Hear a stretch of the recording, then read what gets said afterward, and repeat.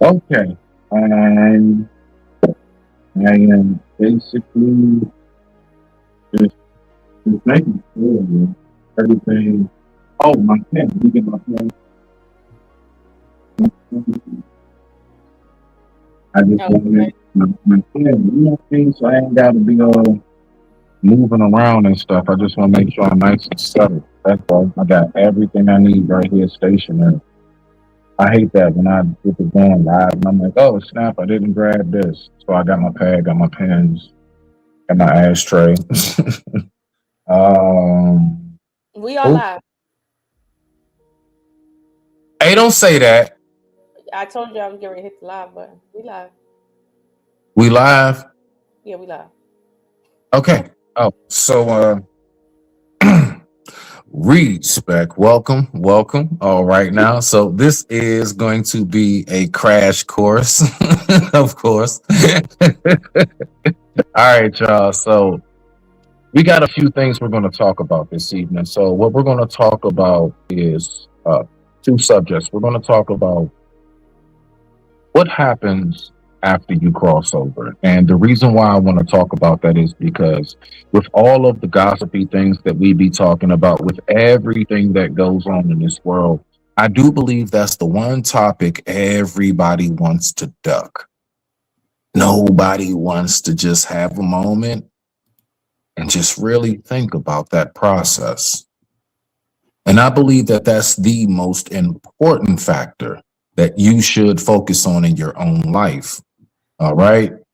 So apparently, Hmm. from what you just got a quick glimpse of, scientists has actually came to the point where they're saying that we can actually bring the dead back to life. Now, you asking me, I just oh shit. Excuse me. I'm sorry. Allergies. Yeah, that's allergies. So, in my personal opinion, I'm having a hard time coming to the conclusion of this. Why to land it? Because we've seen that they've had clones, Hmm. and the clones that's not working the best when it comes to livestock. When it comes to vegetation, we've mastered that. Now, livestock and actual body, we have not been able to get that one down pack. So, Lolo, before we get going, first and foremost, beloved, how are you? What is going on? Respect to the family. What you got for it? What Uh, you think? hey everybody. Welcome to any of my streamers that come up here to watch me. Welcome back. I know it's been a minute. I am your the best YouTuber you hardly see. But I do love doing this. But y'all know my life is hectic. Talk your shit. Talk your shit. Hey, listen, I don't put content up if it ain't on my heart to put it up. So unlike other people, you ain't about to get no BS from me just for the What? sake of the fact that it's Tuesday. So, shout out to all of us incognito folks. But I'm doing okay. Do you know what I'm mad at? I'm mad. Life is Mad good. 'cause I don't hear your intro right now. Like I'm used to just like I don't say nothing. I'm like, oh yeah, here she go, boom, and it just Yeah. playing the intro. So my bad about that, y'all. I'm on my phone on this one, so Oh yeah, no, don't worry. Listen, everybody knows. Everybody knows. Okay, it is. everybody know they hip. It is what it is. but There we go. now you know what? When you first told me about this, Mm, I had what I want to call a fleeting thought, which was I had a conversation with my father one time about you know the coming back to life, right? And yeah. it was in perspective of the teachings of Jesus. And Hmm. I remember having this conversation with him where I asked him, I said, Dad, it says something very profound in the New Testament about one's ability to bring the dead back, or let's say call consciousness back into a body. Okay. To be Really? practical. And I said, Jesus said that you will be able to do what he did and greater. And I Mhm. said, what is greater than calling consciousness itself to something that is not at right there? Like, what's greater than that? And I said, he said that you can do that and it's there. But why is it that when I talk like this, you don't, it seems like far-fetched or unbelievable? And it's right here in your text that you can do this and more, and not in the afterlife, not when Jesus come back or whatever the case may be. This is a right now thing. And I can show in the New Testament that even Jesus, for instance, when he was on the boat asleep and he woke up irritated because he was essentially telling his followers, hey, I taught you how to do this, and this is controlling the weather. Right. And he's irritated that they don't know how to do what he has taught them to do in terms of controlling storms. This is monumental. But I told my dad, I said, based on that, Jesus has said, hey, I can do these things. You can do these things too. And I mean, like in real time. So what's the problem? And I said, it says this funny little thing about faith. And I think that the word faith is an old world term, but I think there's a more technical term that we can use. But I said, if, you know, if someone that you love passed away, do you have that level of faith that you could call their consciousness back into their body? And he had to be honest with me. And he said that no, he doesn't believe that that can happen. And so I found that to be very interesting. Um,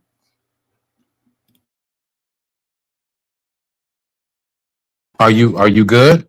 yeah, no, I'm good. Okay. I All was right. saying Bet- that No, I no. So found look, that to be interesting, like very interesting, given the reality. But to your point here with the video, Mhm. I haven't seen it, so I'm interested to see where humanity is on that conversation.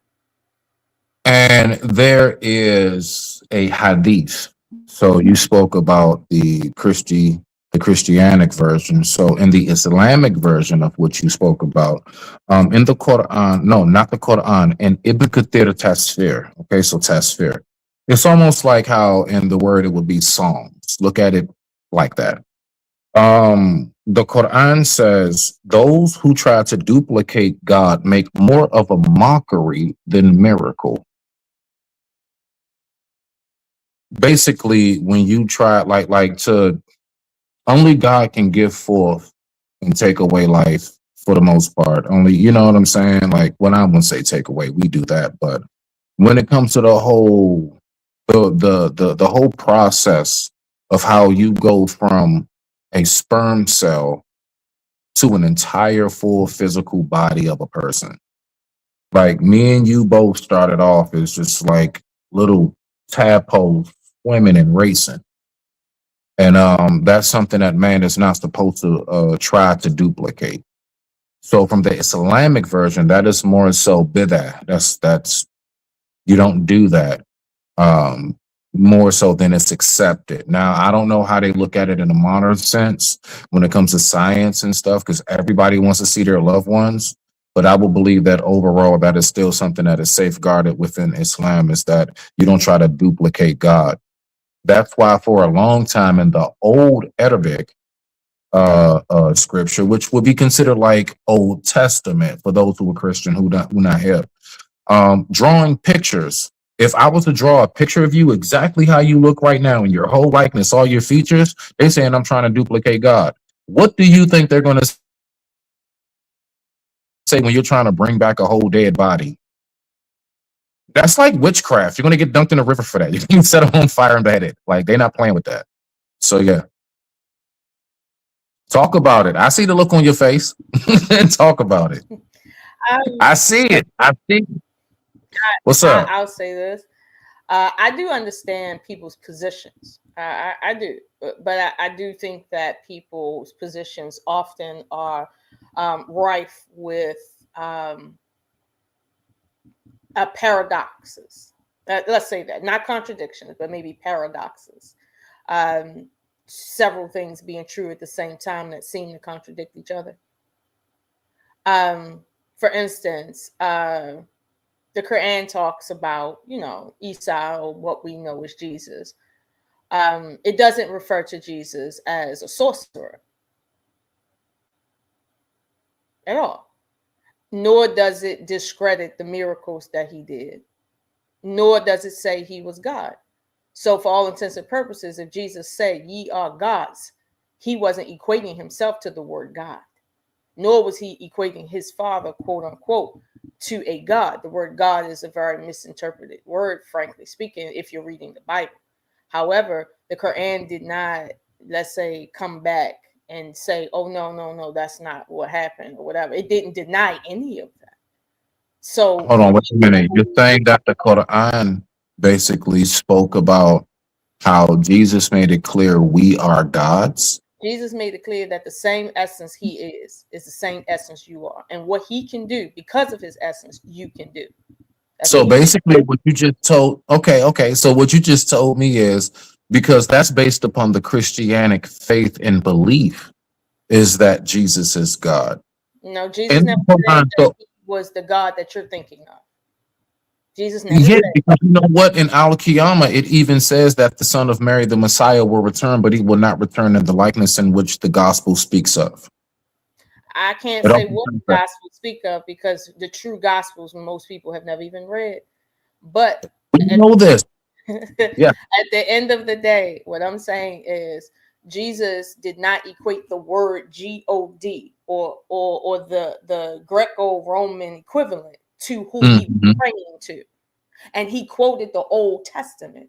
So from an Islamic standpoint, if the Quran does not dispel him as a sorcerer for what he said and or did, then nobody can come back and say, well, what he did is necromancy. It's not necromancy. It's an ability that you have. Just because you have the ability to procreate through sex, does that make you a sorcerer? No, it doesn't. See, Lolo, I got you, fam. Sorcery is about, think about the word sorcery, the source. You cannot be a sorcerer unless there is a source in which this power derives from. Anything that is of the divine, anything that, I'm just telling you belief wise, you calling upon God or God using you to display certain miracles through is not the same as sorcery. Sorcery is something you have to conjure up. Okay. Divinity is something that is naturally given to you through ordainment. There is a difference. It is. I see where you went with that because of the miracles, walking on water, everything else. No. That's not sorcery. No, I'm not making a case about sorcery, because you're saying sorcery is something you conjure.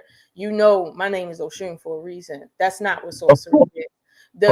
Whatever you think you're talking about, you're not conjuring anything, which is why it has the effect it has.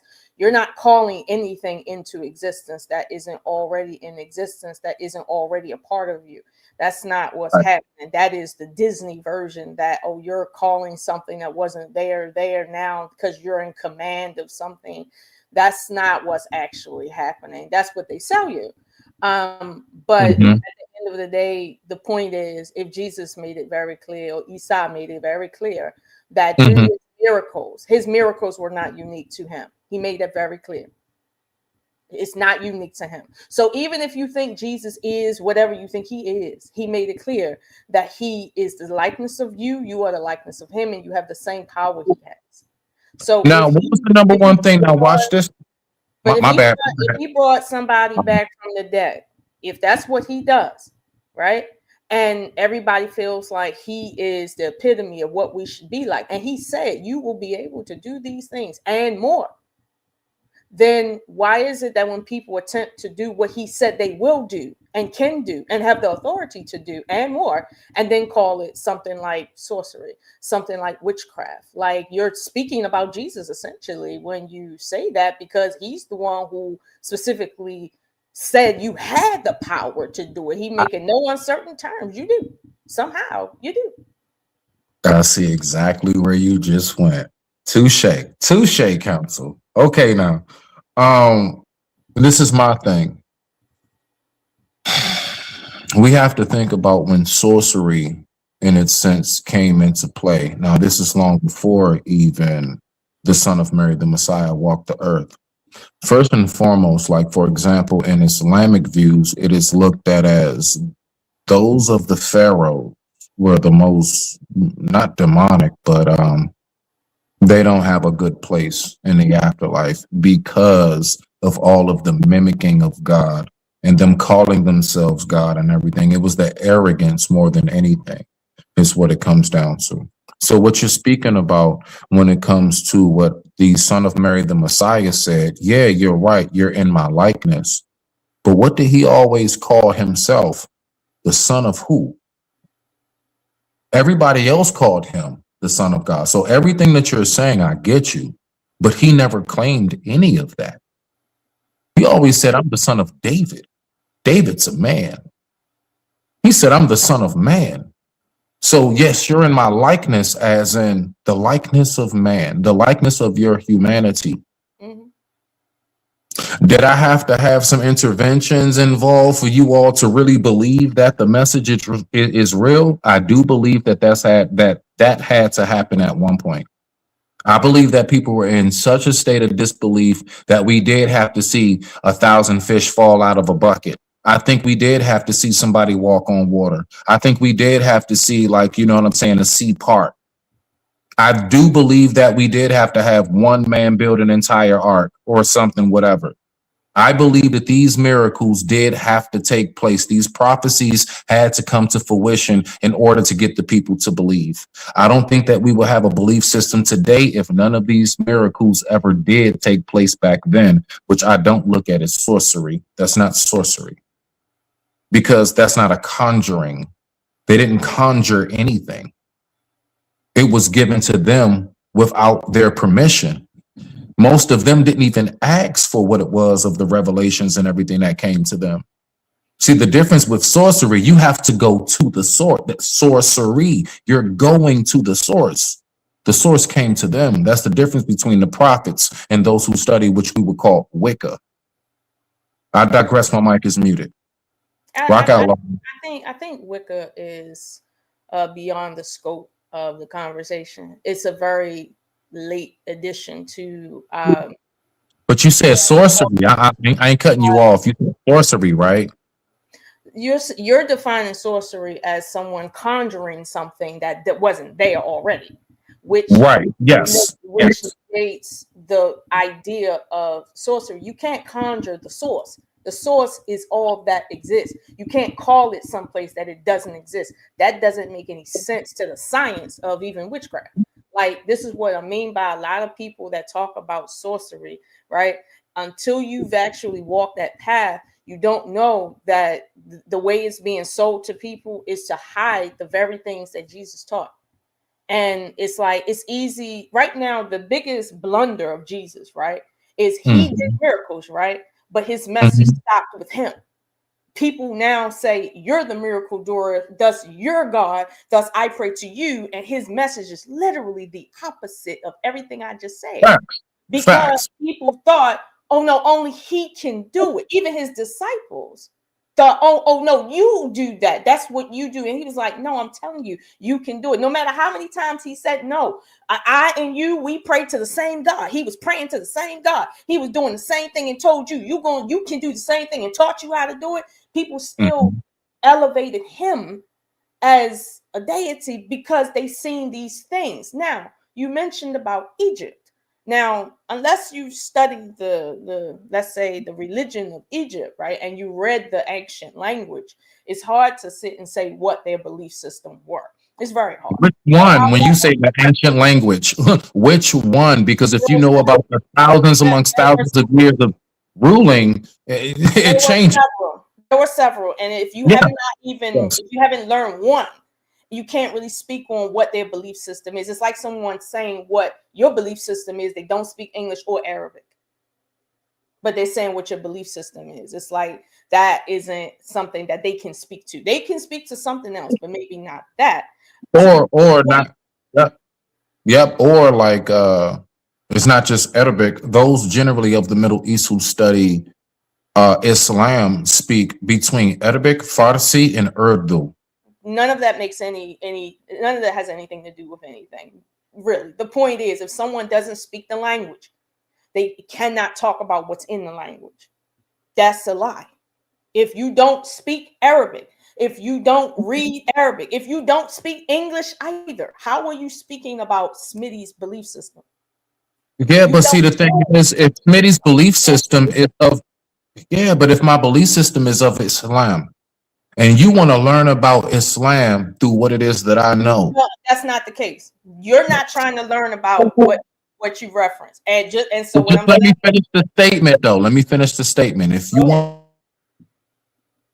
want to learn about Islam through what it is I have to offer, if you don't know how to speak English, it's going to be rough for me to translate it to you. So when I was saying that those who speak Farsi and Urdu, also because that's Pakistanians and Iranians, all of them, Syrians, Jordan, all of them places where it's Islamic countries primarily, they have their own language. So if I wanted to go learn from one of them, I would first have to learn how to basically communicate with them to even ask them the question about Islam. So it does connect, Lolo. I digress. My mic is So muted. when I say it doesn't connect, I mean there's Okay.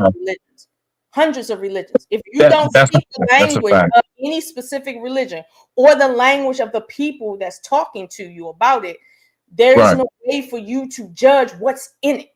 There's absolutely no way for you to know anything. So when you talk about Egypt, right? And you say, well, there's so many languages, no matter how many languages it is, if you don't speak it, if you don't read it, if you don't know what that was, you're taking somebody else's fourth and fifth hand understanding of something even they don't understand and making it your own. And that's something that a lot of people preach against, especially when it comes to their own personal religion. They don't like when people do that. So it's not necessary to do that when it comes to anybody else, specifically to the point of the Egyptians and the sorcery. You understand? Again, Mm-hmm. you see what you think is their religion through the lens of the Disney world, Europeanized, whitewashed of Hollywood. the word Right. sorcery. Because this Right. happened well before Hollywood was even a thing. If you use that lens and look at it, you're gonna see whatever you think you want to see through that. If you use that lens, however, for what you read in, let's say, biblical studies about, well, you know, what happened there, right? Mm-hmm. What did they do that Jesus didn't do? Jesus turned stone into something, inanimate things into animate things. He called life into lifeless bodies. What else did he do? He multiplied food in a way that is weird, that's edible. Like Right. he Right. did some things. You see some things that on a molecular level, you're Don't forget talking about the about. healing of the ear. Don't forget about the healing of the ear of the soldier. That's about the same in terms of respect of the Yep. awesomeness of it. Yep. But this is what he did, and so at the end of the day, he wasn't like conjuring anything. He said the power is innate, essentially, in every Right. human being. Like he's not special. He essentially taught that he's not special. Everything is in every single human being, if only they what believe it is. And so he's saying, if you don't believe it, as in the Gospel of Thomas, what is within you, if you bring it forth, it will essentially bless you. But what you don't bring forth that is within you will essentially curse you. So Yes. essentially, when you look back in time prior to his time period, right, and you see people doing things that you don't quite understand, if you don't understand what they're doing and like what they're saying, at least that they're doing, right? The only thing you can say is they're tapping into something, right? Based on their belief that's allowing them to do some things that the average human being today, even under Jesus's teachings, don't believe they can do. And the only difference between you and them is they think they can do it and you don't. That's the only difference, because they're not tapping into something they don't have authority to tap into. There's nothing in their veins that's not running in your veins. None of that is. And this is where, the teachings of Jesus really get freaky, because Mm, he's literally telling you that you do not have to do anything but believe, and you will do greater things than he did. And I'm still stuck on the greater part. Like, what is yeah, Lola, you was doing great to that last part. I mean, I know how you going about it. I'm being facetious. I'm just joking. I'm just saying. what's, Yeah, what's greater? Like, I don't know yet. I don't know. I'm still asking that like question. yeah. That's what I'm trying to figure out. Like, okay, so ooh, here it is. The greater. He walked on water. We skate on ice. It's greater. Okay. All You right. saying that is greater than what? I said he walked on water. We skate on ice. Still water. We on top of it. We modified it. I think ice was in the mountains when he was walking on water. Man, I'm just saying. I mean, like, it wasn't in Nazareth, okay? It wasn't in the Mesopotamia, okay? I'm just saying it wasn't, okay? Ice wasn't there at that time, so he went on ahead and walked on water. We skated on ice. He Cool. wasn't the only one that walked on water that day. The fact is that what I've always said is that that I love about Islam is the simple fact that we don't disregard any of the messengers that have come. Just as, I mean, which can you really say is more of a like amazing? You see one dude walk on water, then another guy walked up to the edge of the beach with a stick and parched the whole thing. You know what I'm saying? Like, we don't disregard any of what it is that has come through of miracle and of message and of prophecy and of foresight, even hindsight. Those who are able to tell you what to look out for in the future based upon what there has been happened in the past. All of these things are based upon, you know what I'm saying? Like, it is. I mean, so it's not one individual who who has done that, and to land it. That's why he himself, the son of Mary, the Messiah, said, "I did not come to change the prophecies and the laws, but to what, Lola? Finish that for me. According to what they wrote down about him, he said he came to fulfill it. To fulfill it. I didn't come to change a damn thing. Everybody that was before me, I didn't come to change nothing that was before me. I only However, come however, to that's why I fulfill." said what was written about him. I didn't say what he said or what he wrote about himself. I made Oh, no, that. no, yeah, yeah, yeah. I'm I'm, talking to the audience. I'm separating that so that people can understand. I'm very clear on what people said that he said versus the truth about what he said. Because truth be told, one can argue with all authority that he very much did come and change everything about the law and about how people saw the law and about how people interpreted the law. He came and shook up a lot of shit. Did he really That's come and do that, or is it? No, no, that's no. Did he really come and do that, Lolo, or did. or what was written? Because you got to think, majority of these books that was written about the Son of Mary, the Messiah himself, were almost 200, 300, 400 years after his passing, after his crossing back into the Jannah. Okay, so paradise.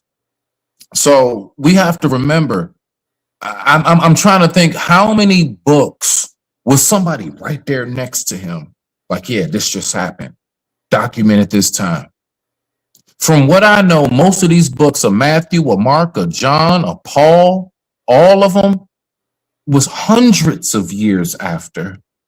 Lord knows how many telephone stories of rumors they had to hear before they finally put down their own document. That is why those who know of the scribes, right, the real scribes, the real scholars, know that you have to be able to read it, and you have to go back to either the Ethiopian Bible. That's right, the Ethiopian Bible, or you have to go back to the Aramaic version, which is only in the Library of Congress. Well, So, I'll say this about the Gospels. Even if I want to give the Gospels credit for being authentic, truth be told, when I ask about the authors of the gospel specifically, it's clear that maybe two could have actually been written by somebody who knew him, but specifically maybe one with all credibility, maybe one book that could have been written that about somebody that knew him. However, even that is challenged based on other texts. Now, the other texts that I've read are written in first person. We know who the author is. We know who they're talking about. And they're all of them are justifying the fact that, you know, this individual actually lived, where he lived, what his principles was, what his life story generally was. So we know that there's a connection. We know there's a connection.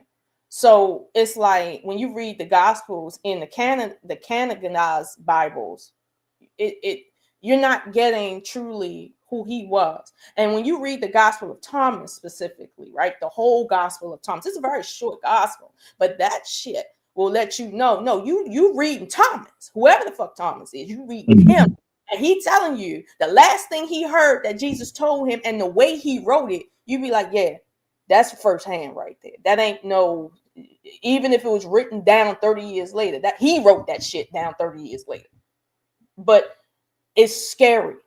And the rest of them gospels corroborate that at different times. Corroborate, but what it doesn't corroborate, honestly, is the ones that's been curated, the ones that maybe we're referencing in the King James version of the Bible, because at the end of the day, it's very clear that your conscience will tell you when you are reading or seeing the truth and when you're not. That's why I always tell people, I don't care about books being rewritten and stuff like that, because truly that compass inside of me, that source inside of me, it sees the truth and nothing is hidden from the source. So you can believe that the source is separate somehow and you're just a pile of evil clunk. I don't know, but I don't care. I see the truth and it always reveals itself. And the only difference is I just know, and I believe, I know that that's truly what is happening here. It's not about what I think I can conjure about from Jesus, because I hate when people say that word conjure, because people always talk about laying hands on things and praying and touching and chanting and basically conjuring. But then when people do the same exact thing, they say, oh no, you're conjuring because you didn't use the name of Jesus, even though it's the same thing. And the same thing is happening. Same thing is happening. And people are like, well, where's it coming from? So it's like, listen, let's stop saying the word conjure. Let's stop trying to act like we're better than each other and just kind of deal with the subject matter, which is, if Jesus brought somebody back to life, and we believe that, he believed that. And he said that, you know, that's not a special thing. It's just a part of a bigger thing he's talking about. Let's just go with it for a second. Right? Let's just go. The Messiah didn't have labs. He didn't have beakers and test tubes. He didn't have syringes. He didn't have any of that. Okay? Who are you talking about? The son of Mary, the Messiah, Esau. The son of Mary, the Messiah. Why do you say that? Because, all right, so this is what I'm saying. What we're getting ready to get into, ladies and gentlemen, because we're getting ready to pull this video up and we're going to talk about this, right? Because I think that's a good segue. It's not about conjuring, all right? It's about there is a clear difference between the creator and the creation. And I do believe that the main message that the Son of Mary, the Messiah, came to preach was, we are of the creation, so we need to praise the creator. Period. Just flatline. Boom, right there. However you see the praise should go about, now that's on you in particular.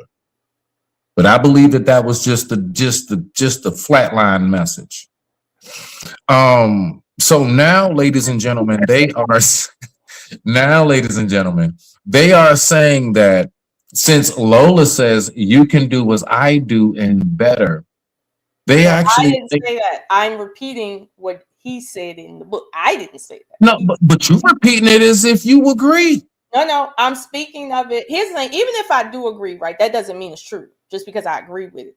I mean, even if you did agree, it don't matter if you do. So what? It's your opinion. You can agree if you do. I get that, but what I'm saying is, for all intents and purposes, for the conversation, I'm saying, Right. okay, if he said that he is a son of man, I'm equally a son of man, right? I'm equally human. Mhm. And if Right. he was teaching other humans, his disciples, to do things that he called essentially like small things, right? And these things to us seem big, I'm inclined to at least entertain the thought that maybe, just maybe, right? It ain't as cut and dry as people would like to put it in terms of, well, religion and all this other stuff and who's God. Maybe it's just as simple as maybe he was just teaching people something fundamental about what's innately a part of our being that we just haven't tapped into. Maybe it's just as simple as that. Maybe it's nothing else really deeper than that. Maybe let's just entertain the thought, because right now we're going to show a video of what people are saying that they have found, at least Mm. now in 2025, that they're able to do in a maybe a more physical standpoint in terms of, like, what they can experiment with. Now, maybe to some level they're catching up to what Jesus said on some rudimentary level. Maybe not.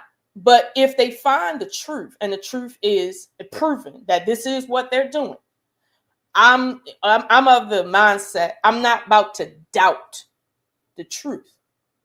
I will doubt people that say, "Hey, Jesus may have did that and said that and shit, but we just want you to believe Jesus the only thing that mattered." Meanwhile, he's telling me quite literally from the book what really matters. So I'm Yep. inclined to entertain this conversation about what can be brought back to life, because I think it's an interesting conversation. I really do. I think it's worth it. Listen again, ladies and gentlemen. Before she push play, the fact is that this is something all of us deal with. And I mean, I would think that today more than ever, with as much as we see, like even in Mexico, with all of everything going on since El Mencho has been, hit, all of the wars from the UK war that was going on in Russia and everything else. God dang it. I hope I didn't get us hit, Lola. I hope I didn't get us hit. Anyway, I'm just saying, with a lot that's going on in this world, you would think that people would want to know a little bit more about this. But I noticed, Lolo, we be ducking the absolute most important, inevitable question that we all should ask. What happens when the soul reaches the collarbone? We just do not ask that question. And so let's go ahead and let's look at a video. Apparently, science is telling us that they can bring back bodies. Apparently. Okay, let me add that to the stage. Let's see what we got. All right. Rest my mic is muted. Rock out, Lolo. Do your thing. Death is a process, okay? And just because a person has died and they've been given a time of death declared. Lolo. Start it over. Turn it up. I think you gotta turn it up. Can you turn it up? Yeah, hit your volume. Yeah. Okay, there you go. I bet. It's a process, okay? And just because a person has died and they've been given a time of death declared and essentially, called a corpse, the cells inside the person's body have not become so damaged that we can't bring them back. So as science has progressed, we are now able to manipulate those processes for hours after death and bring back a whole person and study their consciousness during that time, which was impossible until very recently, right? And so the incredible discovery through this is, one is that we can bring back people and send them home. We can really have the miracle of science, take someone who's dead and make them alive again, which is amazing. Death is a process, okay? And just because a person has died. Okay. Ooh, my bad. Okay, Lolo, I was on mute again. It says that those who try to duplicate God make more of a mockery than miracle. Hello. Can you imagine if they were able to bring back like a Schmittler and all kind? Can you imagine if they were able to bring back like so many people? Like you got to understand, that that totally goes against when it's your time, it's your time. It totally goes against the laws of life, like the laws of existence, which is all of our existence is temporary, it's just different. It's different. I don't have no problems with the miracles of science as far as medicine. But when you talking about somebody is completely gone and you talking about digging up a grave and bringing them back because you can bring back the cells and the molecules and stuff, are they actually bringing them back in that person's actual body? Or are they going to get some DNA samples and make a clone and bring that person back in their likeness?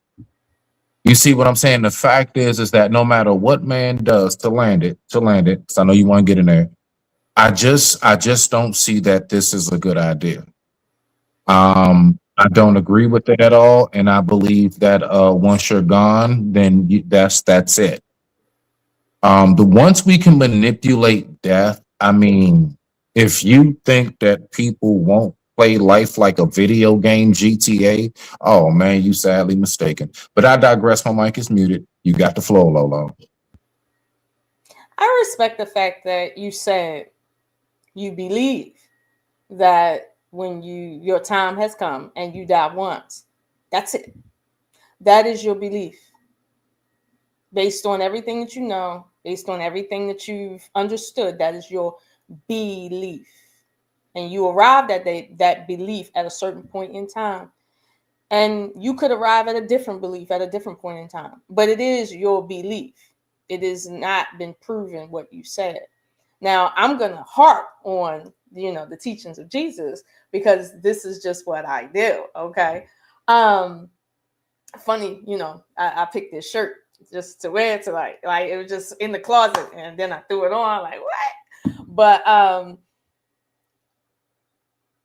there was people that was cussing Jesus out, talking about, we called you 3 days ago. She dead now. Talking about the little girl that he was supposed to come and help and heal so that she wouldn't die. And he was taking his good, sweet time with her.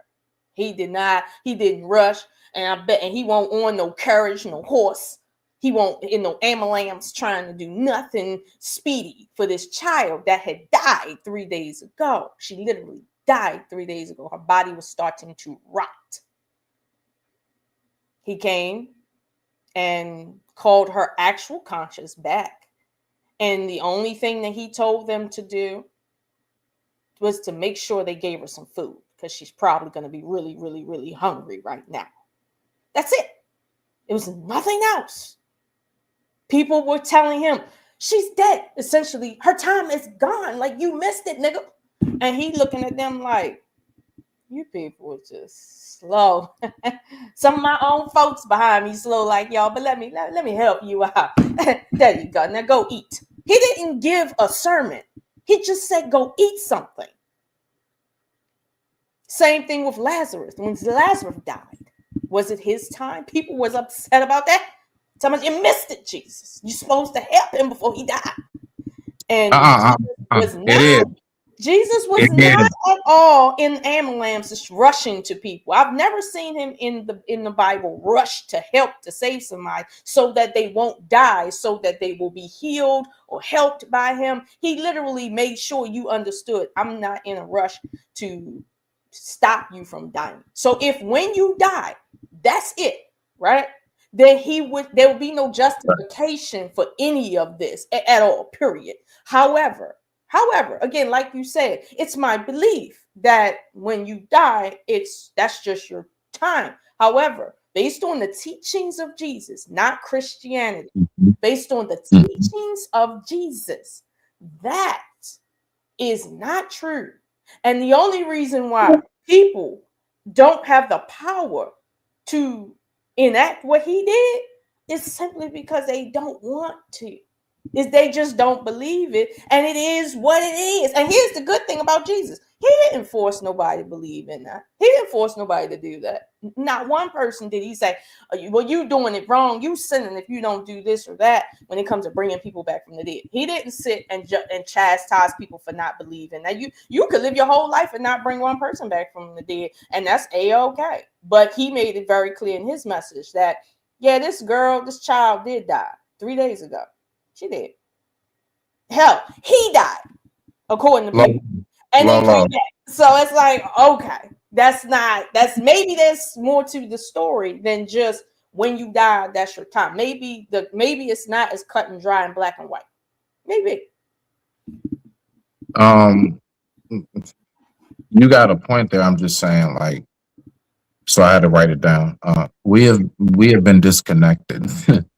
We not like, it kills me when we keep thinking that we are literally the same breed of black people that our ancestors were. And I'm talking about, let's just go back to slavery. No, we not. No, we not. No, we not. We a watered down version. Just like how stuff like food, like Hostess cupcakes and certain popsicles or whatever it is, used to taste way better back then than it do now. I'm just saying, okay? Like the Murphy's, like fish sticks and stuff. Anyway, let me. Okay. They had better recipes. Okay. I'm just saying. Okay. But like all jokes aside, like, we have to remember that it's not the same. So, who they were is not who we are. We are just the watered down strain of the bloodline. Yeah. Why are we the watered down strain? Simply because of the comfortability. The comfortability is what has watered it down. There's never no way that we're going to be able to truly be able to know what it's like to have that experience of the trauma that they truly have seen in their face and went through. Do we have horrific things happen today? Absolutely. But we at least have something called a judicial system at this point. We at least have a certain amount of rights at this point, so on and so forth. There was a time where that stuff just happened, and it was like you just, I don't know, you shot a rabbit in the woods. Like, who cares? So what? You shot a rabbit, man. Well, Smitty, keep in mind, right? The world is a very dangerous place. The universe is a dangerous place. That's the nature of things here, and I think we kind of we like you said, there's a lot of comfortability, and we fail to realize the reality that we truly live in, because we are comfortable. Like, if you look at the moon, right, you see all those round spots. Of course, those are asteroids. Those are world catastrophes. Hundreds of them. When do you think the Earth isn't about to get another one of those things and get a hard reset over billions of years? Like, we've been hit quite a few times, and life has came to a screeching halt quite a few times, more times than what our instruments will tell us. So my thing is, when it comes to recognizing the reality that we're in, I think what we're talking about right now is an aspect of that. Recognizing that we live in a reality where things can happen and we don't really understand why. We have people like, Isa or Jesus that gave us a glimpse into some things, but didn't tell us the whole story about every single thing, but it gave us just enough to get us to where we are right now, where science is proving that maybe what he said was true. Maybe it's not just religion. Right. Maybe, because keep in mind, homeboy over here, I'm not saying he lying, but unless he putting it on the screen and showing us in the laboratory, like what's the name and them did over there at down at NASA, I think the jury is still out on what he said. So if he's telling me that, well, we can create cells and bring something back to life, I think me and you both have been aware of they've been messing around with keeping people's cells alive for a long time. Well, you talking about sperm in remember a the cup? lady- You talking about remember the lady who died and she was in the hospital? It was a black lady back in the 40s or something, and they kept her cells and still alive to this day. And I forgot her name, but black lady. the only thing I know that gets kept alive is sperm and eggs. No, that's not it. Her actual cells have been kept alive since that I time. can hear them. Her family tried to sue over that, and I don't know if they even won. But I know it's a woman. It's old. She's from the 40s, but they've been doing that. I've been aware of that. You see what I'm saying? So that's not new. But what he's saying is, no, we can keep a whole body alive, and consciousness will return to it, the same consciousness that was in it, meaning that this person will come back and retain memories. That's how you know it's the same person. Memory. If they remember how old they were when their first tooth broke, if they remember their mother's maiden name on the table in the hospital. I mean, if I passed away for 3 days and this man right here got me up, and I'm talking about, I remember that I had a phone call with Smitty the other day. Like, who else do you think had a phone call with you the other day? Like, what I'm saying is, what you're in now is a time where some of the most amazing things are going to happen. And either you're going to put your head in the dirt and say, hey, only person can do that is Jesus. Fuck what Jesus really said. Or you're going to give it the credibility that it earns from you. Like he said that. Okay, cool. I hear you, bro. You said that. Now, if you can show that, now we cooking with grease. Now, if you show that somebody, it was passed away, you brought them back to life because of your instruments, they retain memory and they're walking around, I'm not about to doubt you. I'm not. Because I asked my father that fundamental question. If you had the power to bring consciousness back, would you? And he said he would, but I said, do you believe that you can? And he said no. And I said, Dad, I have more faith in what Jesus said than you. And I'm not a Bible thumper. Listen, see, this is my thing when it comes, Lolo. Not, see, we about to really go there because I know you already here. So let's tap in. No, I'm dead ass. Go ahead. When you talking about like shit, when you talking about bringing somebody back, that is disrupting the fabric of the future. Every pebble, do you see what I'm saying? The ripples, depending on who you bring back and everything else, there are so many things that you can disturb, all the way down to me and you not even existing. Yes, because you don't know who you bring back, who winds up, because think about it in like a person offs each person. Imagine if once upon a time the person who needed to be offed wasn't, and they still wound up, and then they wound up getting your great grandfather who never blah blah blah, but Lola never came. Like the trickle effect, the ripples. That's why I love how the Asians look at a stone in the river. I love that haiku, the stone in the river, and how, you know, you drop the stone in the river, and depending on where the ripples go and how much, that's like the current of your life. And so what they're basically saying in a nutshell, not to get lost, you know, get anybody lost, is that every splash, every drop, everything was synchronized. You can't disturb none of that. When you try to think about bringing somebody back to life, Lolo, you're disrupting the balance. I'm telling you, I don't care if it was grandma that never did nothing to nobody. I don't care if it's your cousin who you love so much and you like, come on, cuz, I know you didn't deserve that day. You are disrupting the balance when you do that. And that's something I don't want to play with. For whatever reason that it was their time, it was their time. And for whatever reason, right now, it's not my time and it's not your time, for whatever reason that is. And that's when we get into the whole questioning God. Like, I believe that that's the ultimate way of questioning God. Like, nah, bring them back to life because why are they dead? Nah. So I will give you that the way of nature is a circle, meaning things go up, they come down. This is what keeps it in balance because it moves and it moves in a circle, not in a line.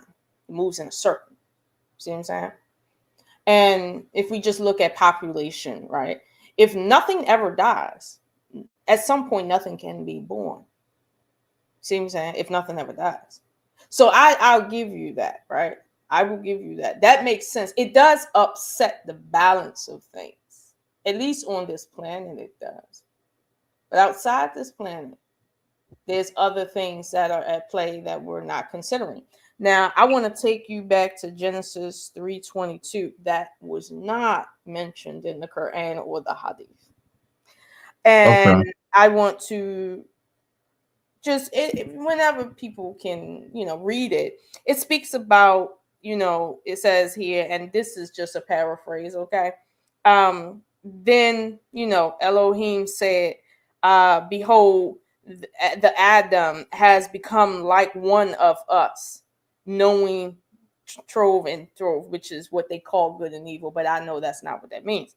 And now, lest he reach out his hand and take also from the tree of life and eat of it and then live forever.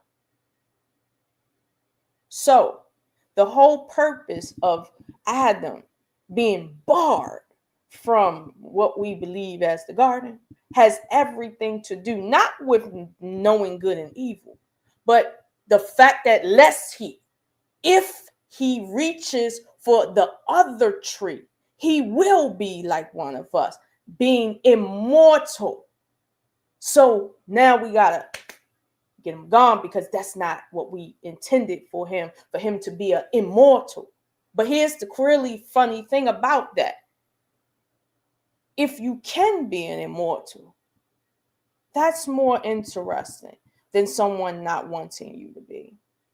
The fact that you can be, if you put your hand towards it, meaning if you reach towards that right there, you will have that. And so the thing is, there are creatures, according to the Bible, that are immortal. There are, and that's not upsetting any balance. So again, I might sound more like the devil's advocate here, but I get what you're saying. The delicate balance of life and death. Death is a part of life, right? It is. However, we're taught that it is a part of life, but it almost comes as a choice. Even it is a part of life, but it is a choice that you make.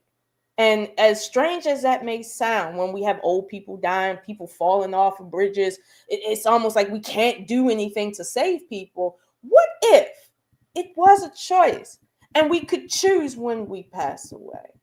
That's not upsetting a balance, because at the end of the day, hey, lest you reach out your hand to take from the tree of life and become an immortal. The tree of life isn't an actual tree. I hope people understand that and not be childish. But whatever it is talking about immortality, which is what this white man is pointing towards. I can bring back cells that aren't too degraded. It's like a body that died 3 days ago. We can kind of do things to the body and its consciousness will re-emerge. Sort of like when somebody dies for a couple hours and they see themselves and they move from their body and then suddenly they move back into their body. We have witness testimony that consciousness can move out of a body, be aware, and then move back into itself and still be aware that it wasn't in the body. We have full witnesses that say this happened to them lots of times. So again, I'm going to rest on the teachings of Jesus, because Jesus came back and doubled down on what happened in Genesis and said, "Oh, that's not them big. You can do that and better." Listen, Jesus, if you're out there listening to me, what's the better? So I'm just saying, I know I sound like I'm making jest, but I'm not. I really do feel like this is something that the entire world missed. And I don't care that I'm just one person. The entire world for the last 2018 years missed the last train leaving when it came to somebody saying, hey, there's some things that you have the authority to do because of who and what you are, but you're not employing it because you think that you're not what you are. So therefore, as a man thinketh, so is he. You think you're immortal that dies and lives as any animal, and you will. You are. That whatever you think is true is true. If you think you are a rich man, you are a rich man. If you think you're a poor man, truth be told, you are poor and you will never be rich.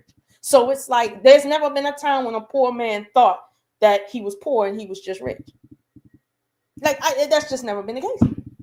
So I don't know. It sounds weird, but I believe that the world is just coming to learn a little bit of what Jesus taught.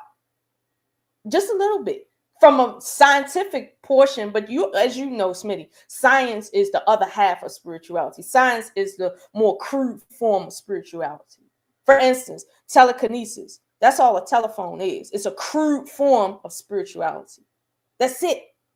What we're trying to replicate with computers is the human brain.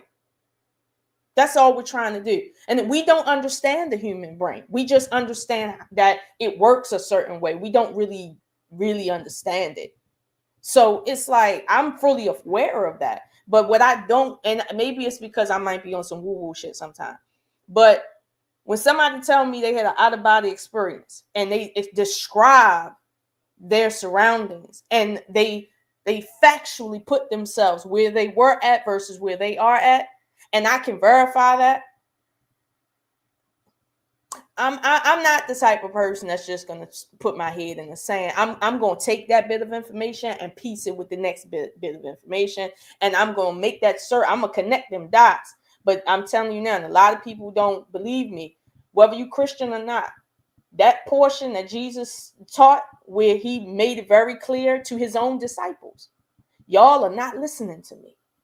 Y'all do not believe. I don't care if you are my disciples. Essentially, he told them, y'all don't really believe in me. I'm telling you simple shit, and you keep on saying other shit like you don't believe me.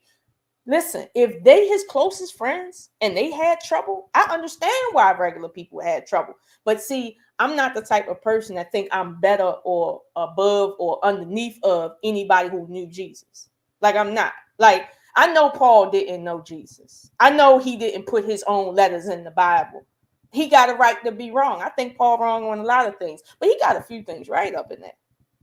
He did. I can give credit where credit is due.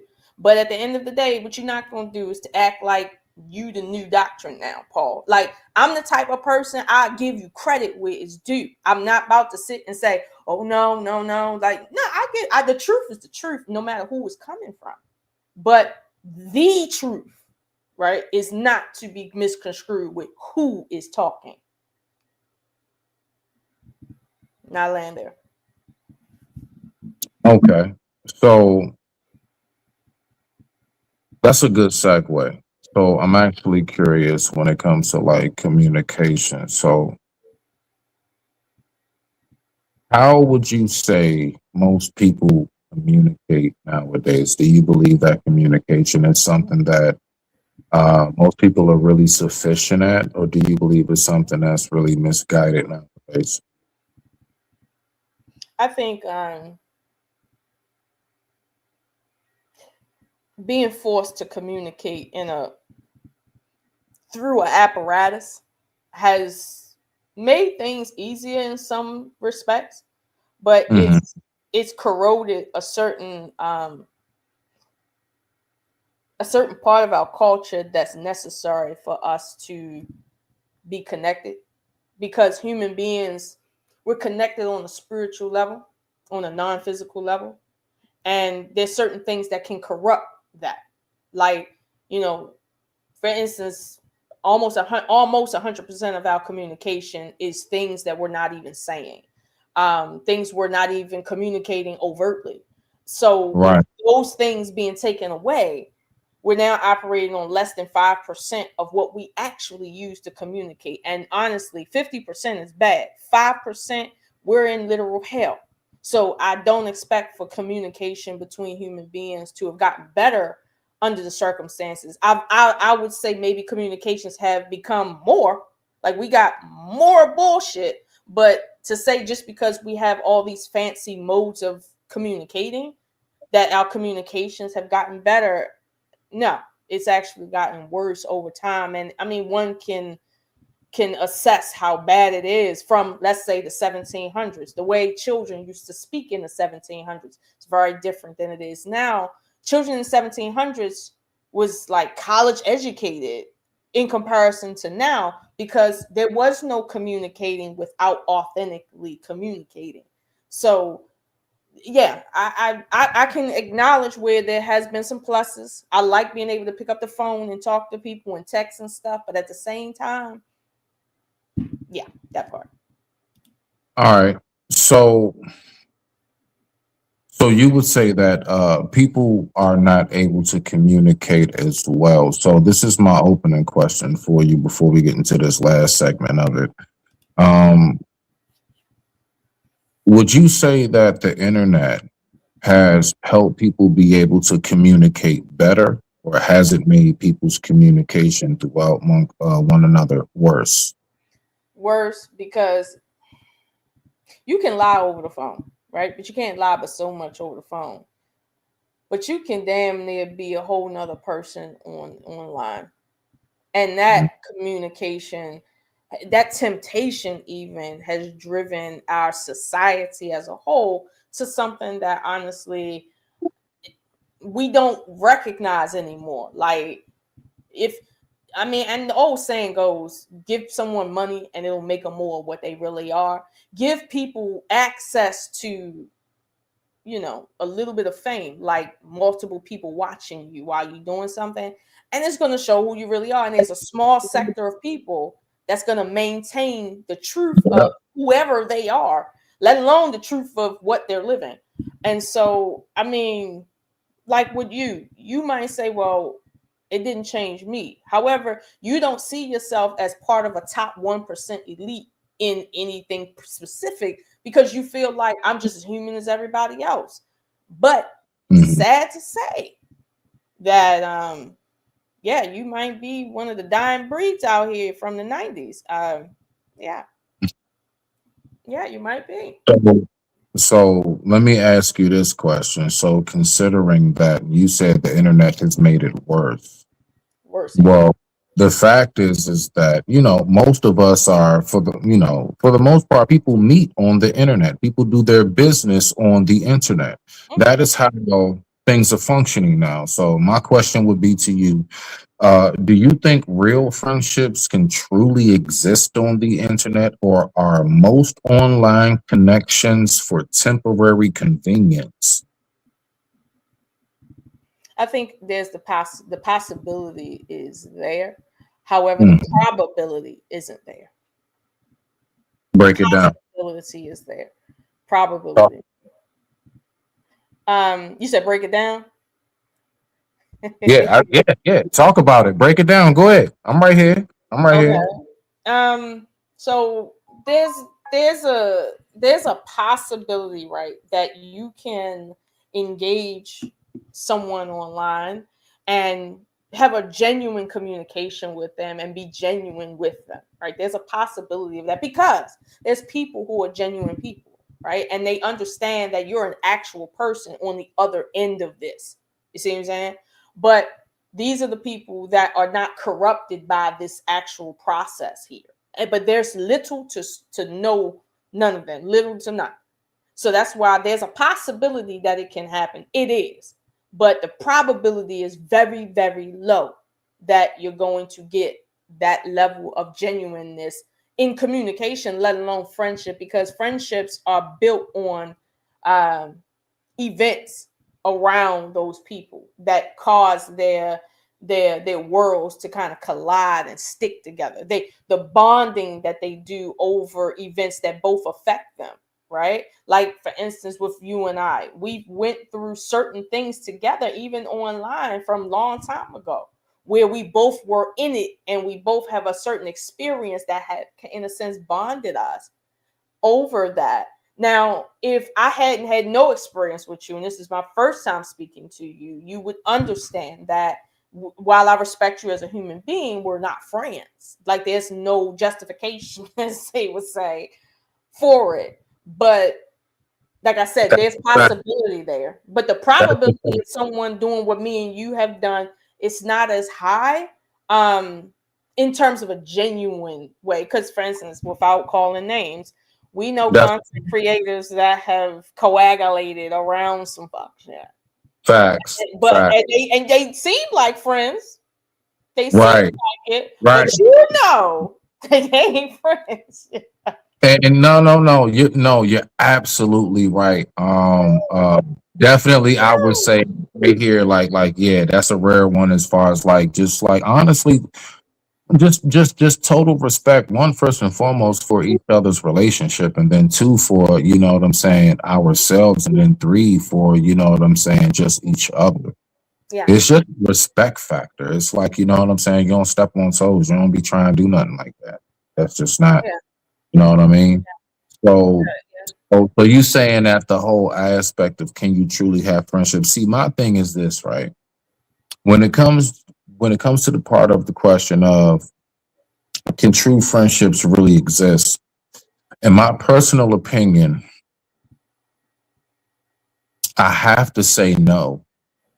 And the only reason why I say no is because there's no possible way, from what I know of friendship, for me to ever be able to consider myself truly all the way like we're friends unless I go through something with you. Right. I gotta go. Like, we gotta have that moment where we like, hey, bro, but that day, you know what I'm saying? It's the We trust need factor. that. It's trust factor. I It's the need trust factor. Yeah. Absolutely. So I gotta know how you operate in all modes of life, and unfortunately, on the internet, I'm only going to be able to get a certain form of how you move in life. I only know how you move online.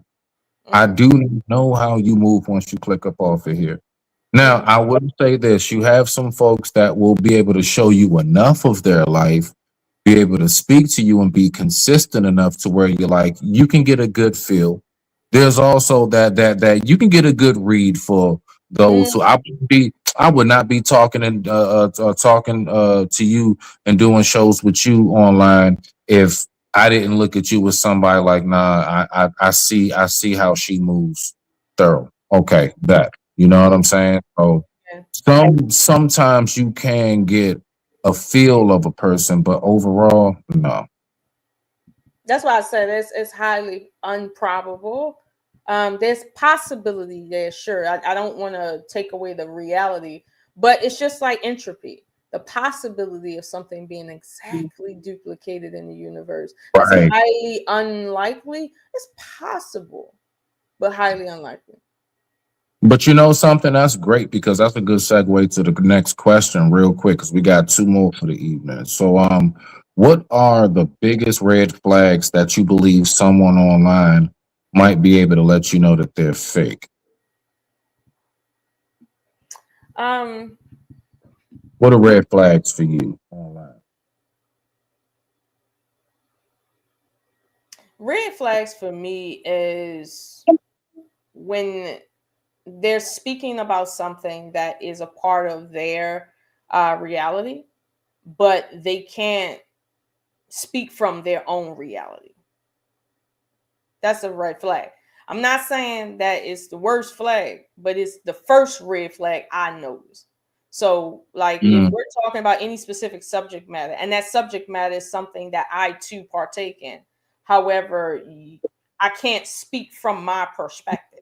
I just can't speak from it. That tells me that there's something wrong here. You can't speak with authority on anything if you don't have knowledge, meaning to your experience in it. That's why I don't get in certain conversations, because I have no knowledge in that thing. I have no experience in that thing. I can say I know of a thing, but do I know the thing? No, I don't have no experience with it. So I can't be in conversations about it. It's just some things I can't do. I can't talk about. I can't be in those conversations because I would lend nothing to it. So when I see other people in conversations, and I notice they never speak from their own perspective to help someone else understand them or to understand someone else, that tells me that, okay, you're in this conversation maybe because you want to be in this conversation, not because you authentically can be in this conversation. Now, does that mean that you're lying about everything? Not necessarily, but it's a red flag for me. So basically not being able to really uphold what it is, like so they may speak about something that you clear as day can see that they really do not live. Hypocrisy, right? Well, at that point, it wouldn't be hypocrisy because I don't have nothing to compare it to. But what I do know is, as they say, the chips ain't lining up all the way. I don't mean nothing right now, but that's the first red flag that something ain't. As you walk in the room, you like, everything seems like it's in place, but something don't smell right. Right. It looks clean, but something don't smell right. Yeah, that right there. I mean, it's other ones, but that's the first red flag online that I noticed. If you can't speak from firsthand experience, but you're speaking with authority, that's my first red flag. Okay, you might be lying about something. I'm gonna be honest with you. I'm gonna go with the number one red flag that is absolutely over boasting. Over boasting? Yeah, over boasting, like over bragging, overdoing it. You. Oh yeah. I know you sold everything. You always had the ladies, nigga. You've been shot 95 times, still ain't dead. You know what I'm saying? Like, you done been through it all. Like, I mean, you just are that a miracle, amazing person who just has never taken the L. You never lost a fight. Yeah. And so I would say for me, it's definitely when a person speaks too much about that. Yeah. All the so-called good parts of their life, and they never ever try to give you like something that is of raw, or you notice like there are some signals of they're not being genuine about their story. So I would say, I mean, to me, that would be like the red flags, like off rip. I'm saying, like you said, there's more, but like for me, off rip, over boasting. Like you just are Superman. You know what I'm saying? Like you got I see that. Yeah, red flags. Yeah, over boasting. Yeah, it's a giveaway. Hey, forget about the 6 figures. You gotta have that 6 figures in there. Gotta have 6 figures in there. You know, you need that in there. I'll be honest with you. The only people that get impressed, if I see you overly trying to impress with like 6 figures, I know you don't really live that life. Like, it's just like people who want to overly boast about being from Baltimore. Most people in Baltimore are trying to leave. They're trying to leave the memory. They're trying to leave the culture. They're trying to breathe nice air and live in a nice place that ain't in Baltimore. But if you wanna overly boast about being from Baltimore, overly boast about always being in Baltimore, overly boast about everything negative about Baltimore, I know you ain't really from Baltimore. I know that you from the county probably, and you never went into the city, and you want to, but you don't know the city life. Like, if you from certain areas, I can tell because you talk like it. Like, if you live in Prince George's County, you act like it. Okay. And most people don't even understand the historical value of his Prince George's County. If you live there and you black, I already know how you gonna come across in your actions because I know the culture. Now, if you live in Southeast, born and raised, and you want to overly talk about being from Prince George's County, Mm. I'm gonna see it in your actions. Something ain't lining up. Nah. That's a fact. Nah. That's a fact. That's a fact. That's a fact. Okay, so yeah, so the over boasting, I mean, that would be like one of the biggest ones that I would say when it comes to what are, you know what I'm saying, the biggest red Yeah. flag one online that might be fake, you know what I'm saying, pretending to be someone they're not. Point blank, period, you know? So let's go ahead and get on to this last one. But I really do like this question right here because this is something I want to know what you think. Okay, so what do you think most people um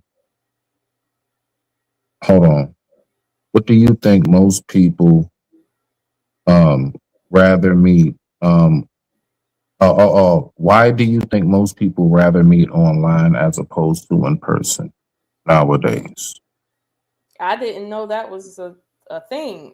People rather meet online than in You- person. believe it or not, yeah, it's like 70 some odd percent of people would rather have online interaction before meeting today, nowadays, today in 2026, would rather meet online as opposed to going out to a local spot like a open mic, a cafe, and meeting someone, you know, sitting down over Okay, coffee. I see. So I'm gonna take my mama hat off, and I'm gonna put on my new age hat, I guess. I'm just tying my thinking cap. I'm tying my thinking cap. Signed it up. Okay, Mm. so with that being the case, right? I think people want to meet online first. One, because it's safe. There is no physical threat there. There's no financial threat of someone using you. And oftentimes, because people are online, their lives are online. So instead of meeting a stranger and them telling you they graduated from some college, they belong to this club, they know this person, they've been here or did that, all you got to do is just and then verify that right on the spot versus having to live with them and be lied to for X amount of time before you figure out that it was all a grift, right? Right, right. And I think meeting online creates a shortened version of all of that. You lie, it's only a matter of hours before it comes to light versus months. And so, from that standpoint, I can understand people saying, I would rather meet you online, have conversation with you online because it's conversation. The same communication I'm giving you is the same communication I would give you in person.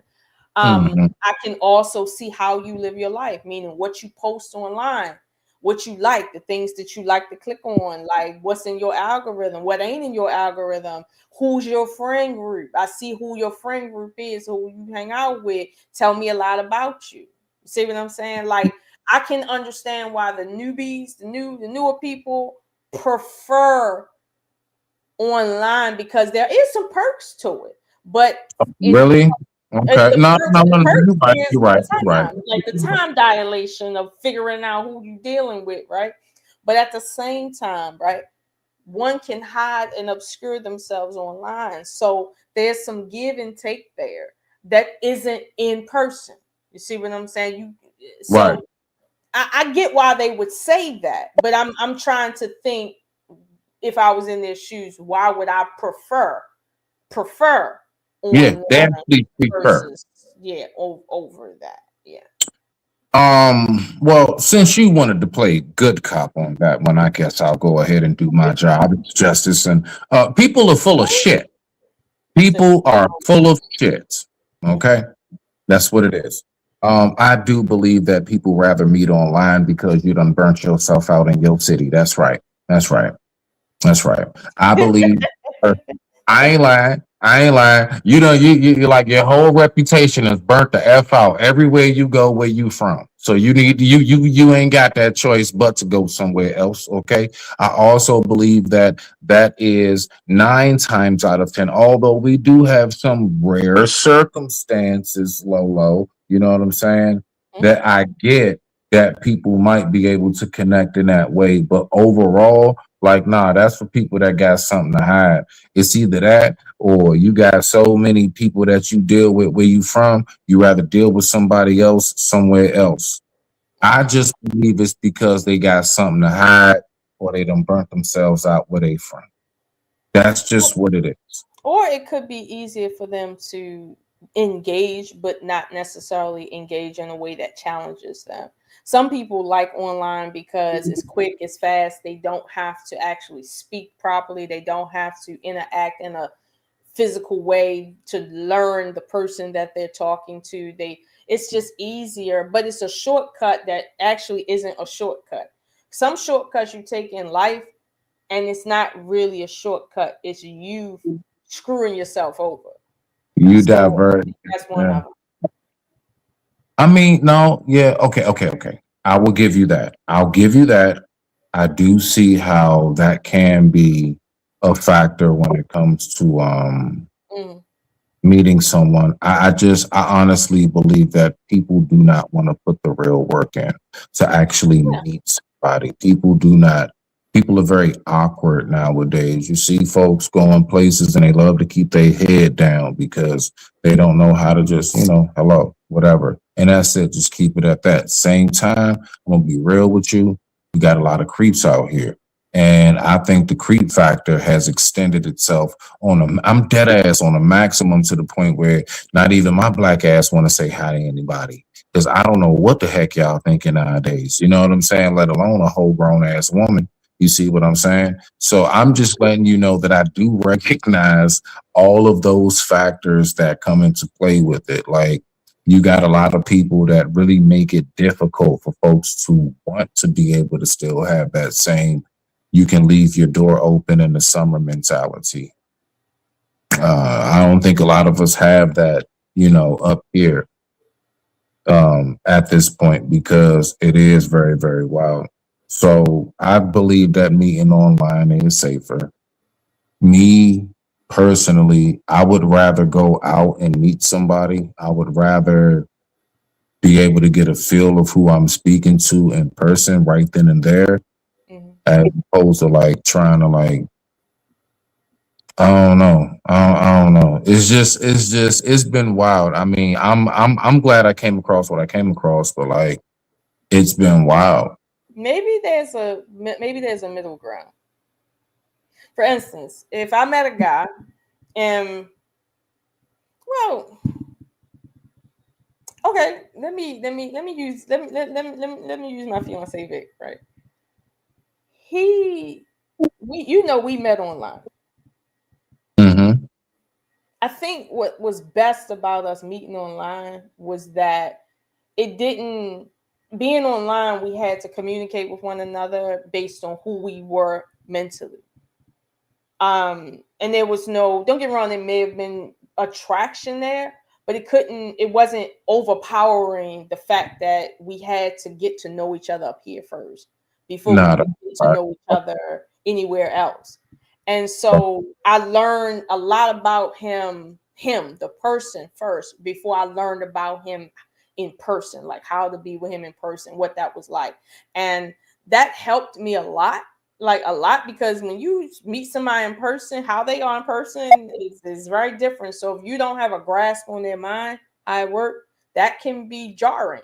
So in my case, and I'm not saying my case is the only case, but in my but case, the middle point was meeting someone online, getting to know them legitimately, seriously, and then putting that what you know in person. And when I put that in person, I realized there was some things that I couldn't grapple with online. Like for instance, some communication just don't work like over the internet. It just don't work. And you have to be okay with that. You have to understand why it doesn't work. And it was almost like, and I told you, like, there's some communication that started to break down, but then when we was in person, it was like effortless. Right. You know, I mean that's a real thing. So Yes, it is.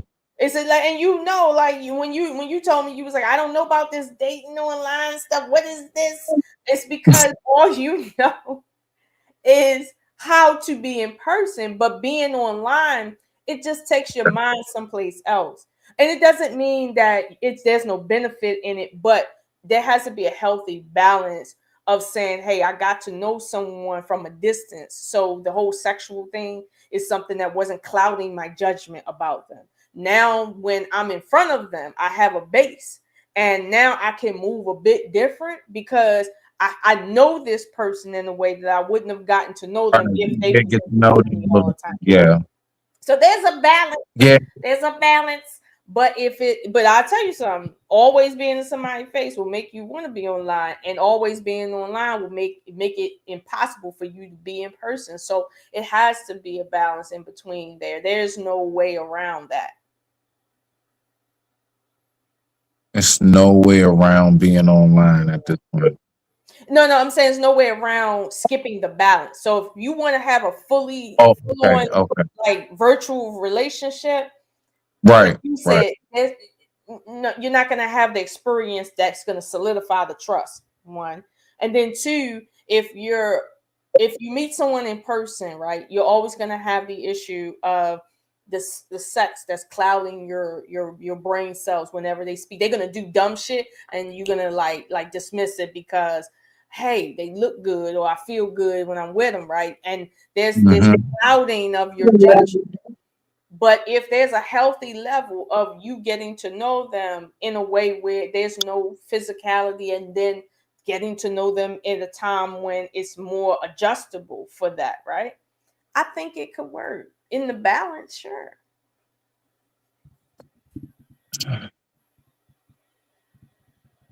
I believe still that it has a lot to do with people's overall lack of wanting to commit. Mm. I'm sorry, Lolo. That's just where I am.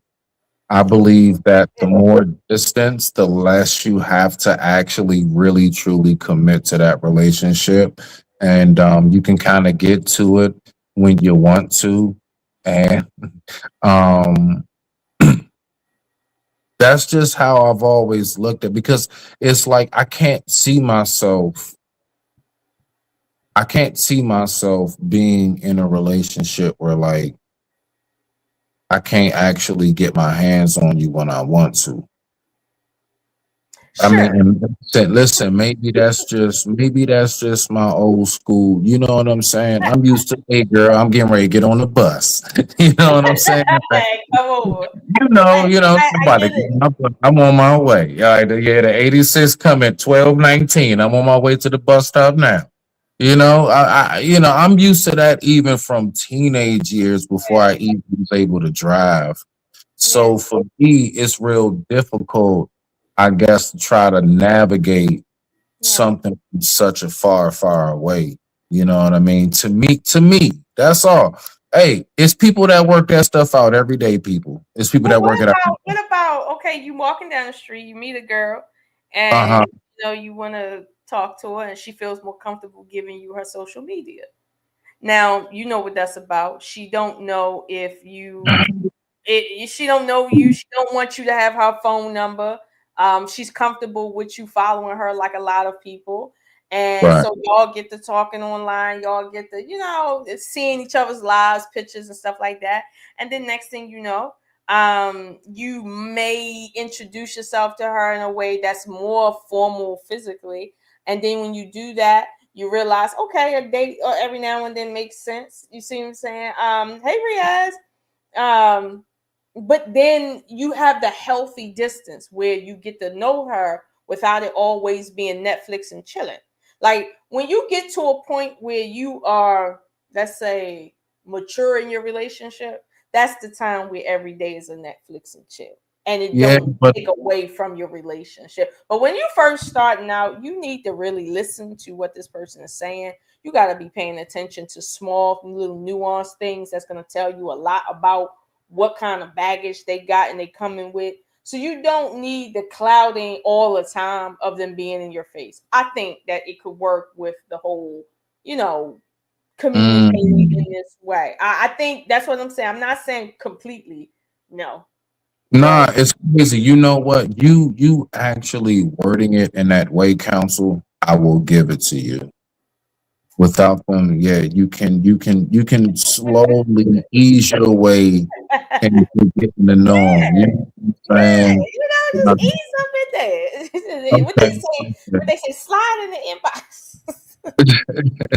Right, slide. Right, there you go. There you go. Don't punch your way through. Don't punch your way through. Slide. Oh, yeah. Don't just run up in there and say dumb stuff. But, I mean, see, it's just, my whole thing, Lolo, is I believe that the best way of communication has always been being able to directly speak. Um, I mean, it's like it's nothing that can replace seeing a person's expressions, how they respond, Mhm. and everything else. But I do get the convenience of the online aspect because I'm gonna be real with you. It's a lot of people I'd have never met if it wasn't for online. So I mean, I do recognize that as well. Yeah. So I'm not going to deny it. It's just I'm still a caveman in my own right. No, I When feel it I got you, and I think there's some beauty to how we used to communicate, which was when you were children, learning to communicate in person, learning to make sure that you stayed, emotionally balanced in complicated circumstances as children. Then when you become adults, you learn how to communicate better.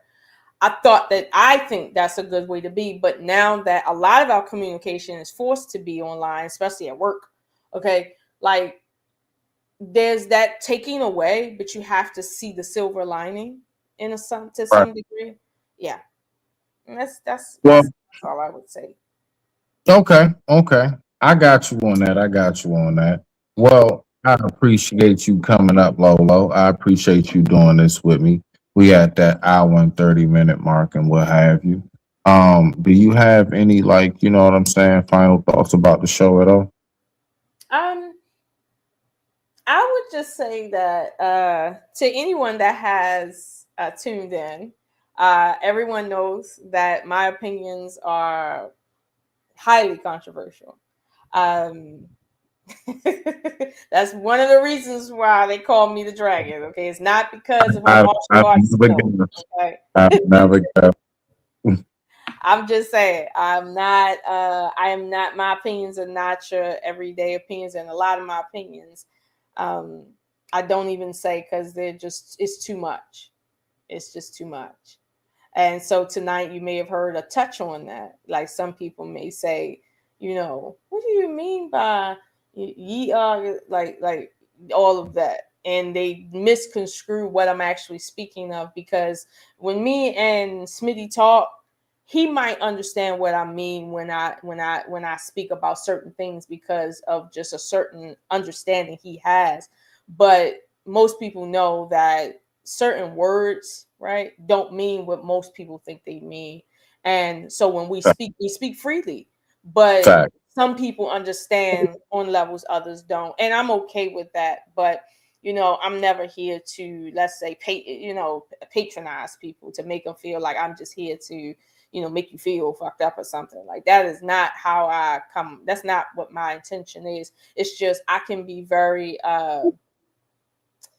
my banter can ruffle some feathers when I speak about religious figures. Trust me, I I understand. But one thing I'm not going to do is fold myself under a banner that does not represent me.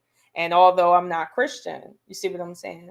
That doesn't mean I can't speak from the Bible. It doesn't mean that I can't have certain understandings from the Bible, as I do from any religious text. You see what I'm saying? So tonight, it's not to say that, like I said to Smitty, that I know that there's been some embellishments in every situation throughout history. You feel me? I understand that. Right. But Right. I do believe that my compass will always guide me correctly, no matter what's in front of me. So you can put a lie in front of me, I'm gonna know what's going on. That's just what I know about what I'm capable of doing from my own experience. If whether I've read the Bible or the Quran or what have you, I know that from myself. When you walk into a room and you can feel who's lying, that's not by accident. That's not sorcery. That's not you fucking around. That's not a figment of your imagination. That is something that you haven't. Hey, Kevin Sales. That is something that's been endowed on you because of what you are. So I don't shy away from that. And I try to educate people as much as I can. Like, like this whole conjuring thing. Right. The ancients who said they were conjuring were lying. I'm not saying that they didn't believe that they were conjuring. They probably did believe they were conjuring something in the universe that wasn't there, and then now suddenly it's there because they called it. Like, they believe that's what was happening, but that's not Well, what. see, that's what I really wanted to ask you, Lolo, before we got out of here briefly, if you don't mind, beloved, is so how long is it going to be before the scientists that we watched go ahead and, you know what I'm saying? Like, how long is that going to take? The question is, how long is it going to take for them to be okay with the public knowing? Right You now, know what? right now, I know that they have technology that will make your mind do warped things. I know that. I know that they've already been experimenting with genetics in a way that will make you wonder what universe are we in. I know these things. However, the question is, why is it that the public doesn't know? And trust me, knowledge is power. But the only reason why I know is because out of all the times in the world, I was at the right place at the right time, and I saw or heard something that I was not meant to hear or see. And I had that Well, experience. But other than that, I'm telling you now, the public, that's the question. When are they going to be okay with the public knowing what they're doing? just like they've done with everything else. Correct. Like I always say, if you go back to Get Smart and you go back to old James Bond movies, Mm-hmm. he's talking to his wrist. Now you see somebody doing this, that's like, it's not like you don't even bat an eye. It's not amazing at all. Yeah. You'd be like, But oh, I'm talking now, to my mother on my phone. I'll be like, you know what I'm saying? Like now it's nothing. When it comes to hovercrafts, I mean, that was then when Back to the Future was out. yeah. I remember. I I mean, we can go remember. right. I That's all. remember. Like, yeah, we can go down a line of things. So, I mean, my whole thing is that I just still find it to be me personally. I get you, Lolo. You're like, well, you know, Christ said you could do as I do. Nah, dang, you can do as he do as far as like maybe build a house, rest, and eat some fish and bread and stuff like that. But when it comes to this whole like bringing He bodies back, said greater things you will be able to do than I. What is that? Lola, play the video one last time before we leave for the people that might not have seen it. Oh, okay. Since it's a short, please. Make sure we up here. Y'all listen to this and tell me what you think.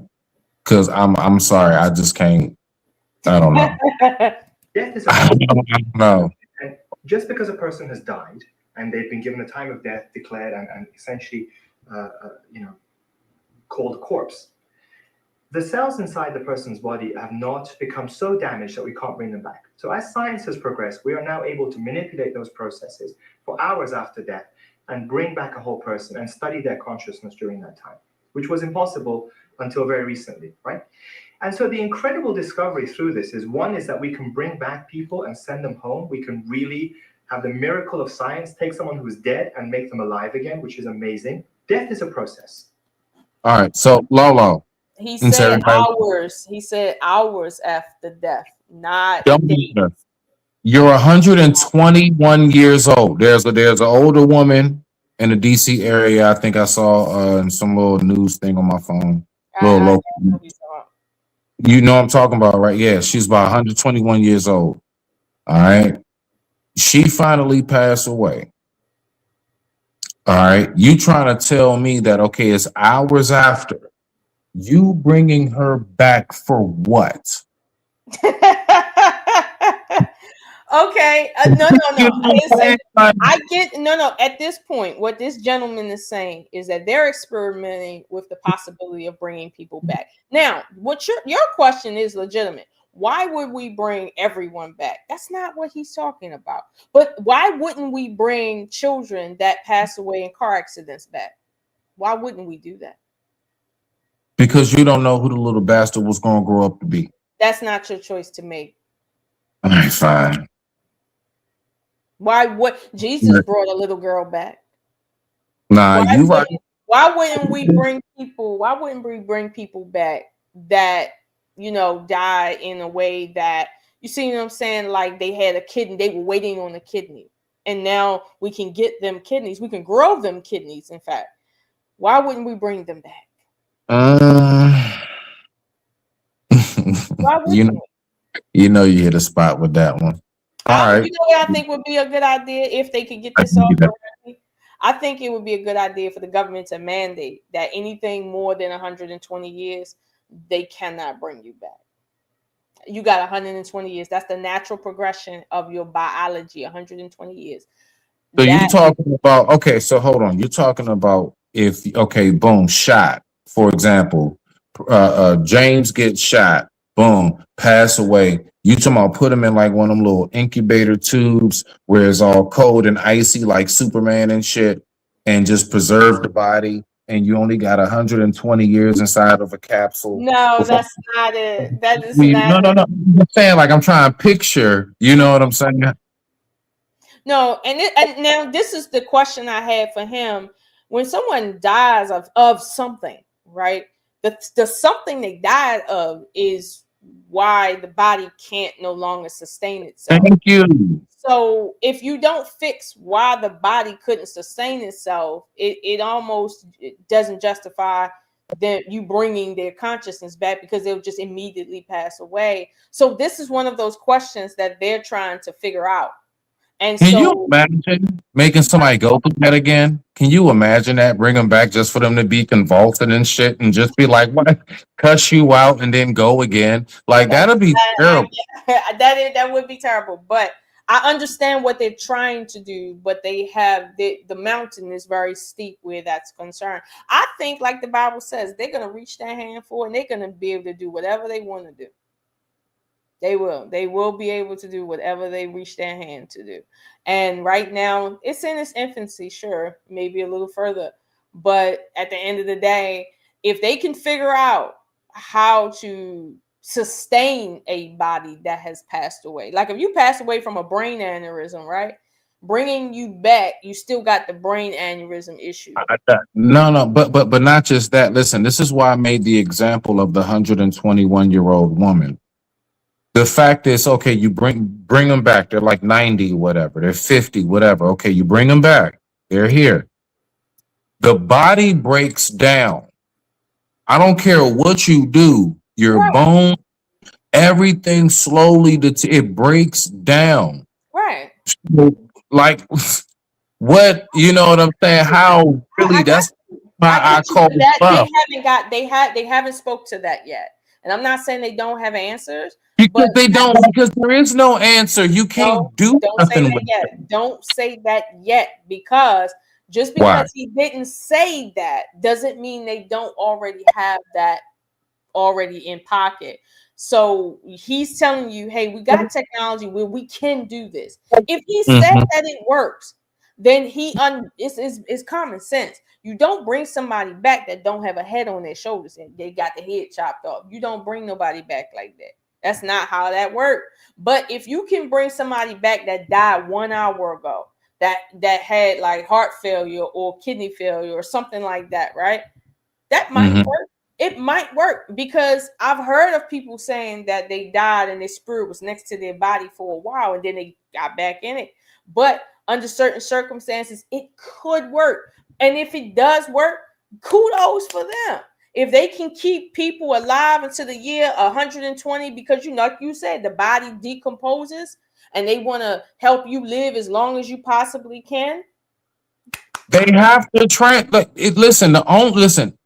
I would actually believe more if they said we can take your brain, put it in that little gelatin thing with the bubbles and stuff, and then but I would believe that a little bit more, because the fact is that, like, if you bring me back, I'm going to get older, I'm going to wither, I'm going to deteriorate. They're not trying to solve that problem. This problem of old age is not being solved. The only problem is you won't die unexpectedly early. That's the only problem that solves. And that's okay. It's okay to say, hey, I got an idea to ensure that if your body doesn't naturally die until the year 120, I can ensure you'll make it there. That's all they're saying. What is wrong with that? What is wrong with that, Smith? Because you're disrupting the equilibrium of the fabric. If your genetics say that you're supposed to live to 120, that's how long you're supposed to live. Healthily, that's how long you're supposed to live. Now, if you kill yourself by drinking and drugging and doing whatever in the interim, you're taking life away from yourself. Exactly why. I'm gonna tell you exactly why. Do you like a good salad, Lolo? Yeah. All right, we all do. All right. Well, most of us love a good salad. I know I like a good salad. I love vegetation. Lolo, if you don't hunt, okay, it's an old Native American saying, okay, those who do not hunt during the season will suffer during the harvest. Okay. So watch. This is what I'm saying. The fact is that the salad that we love to eat, if you don't hunt when it's the season and get rid of a certain amount of the herbivores, they will eat up all of the crops and we won't have anything to eat. So my point is that that's a part of the balance of life. So now let's transfer that into the people. Okay. Unfortunately, okay, now mind you, I mean, God dang it, people, I was struck by a train, for crying out loud. I know what it's like to be on the brink of that, okay? I know what it's like to be on the cusp of it. So I'm not speaking all privileged, okay? I'm speaking to somebody who basically done came back. But I'm just saying, like, you know, I believe that's going to disrupt the balance. I think we're more concerned about how somebody feels about the person not being here anymore, then we're more concerned about the actual balance of how all of this is supposed to go population wise and everything else. I'm gonna be real. I disagree, because again, when people die early, that's disrupting the balance. If you don't have elders because they all died mid-age, that's disrupting the balance. If you stay natural, the way your creator made you, you're supposed to die at 120. That's what your DNA said. So you dying early means you've been eating stuff and doing things that caused you to die early. That's upsetting the balance. So for you to say, well, helping people live to 120 is upsetting the balance. No, it's not. It's actually establishing balance at this point. Now, if they tried to get you to live to be 320, that might be an issue. I give you that, but not at 120. No, if you die at 60 from heart failure and they can keep your heart pumping until they get a new heart for you or grow you a new heart and keep you alive and stuff, and this is now, you know what I mean, a new thing that we do to keep people alive for their lifespan, I don't see how that can hurt anybody. But do you know what it totally goes against? And this is my last part. This is why I say because then you're saying that there's no soul, there's no spirit. If we really believe that, no, let's think, let's tap in. If we really believe that there is a soul, that there's a spirit that is inside of this vessel, let's just say whatever you did, God chose to do. If we really believe even in that sense, and God is in control of what what happens with your spirit. So you telling me you bringing back a corpse with no spirit? That's not So, I'm like, so if you were sent here, or sent there, right? Or anywhere in between in limbo, you telling me that you can put the soul. See, that's what I'm saying, back in the body. That's why I got a hard time. No, Lolo. Yeah, you ain't think about that. I know you believe that there is a light, and that light is that vessel of, that light inside your vessel is that spirit, soul, however you want to word it. It's not just your heart beating, and when that stops is why you decease. It's really actually a personality, a whole everything inside of that vessel. If they were to bring you back, where did they bring you back? Hold on, not the body. So you're telling me they can get the soul back? They can get the spirit back? How they doing that?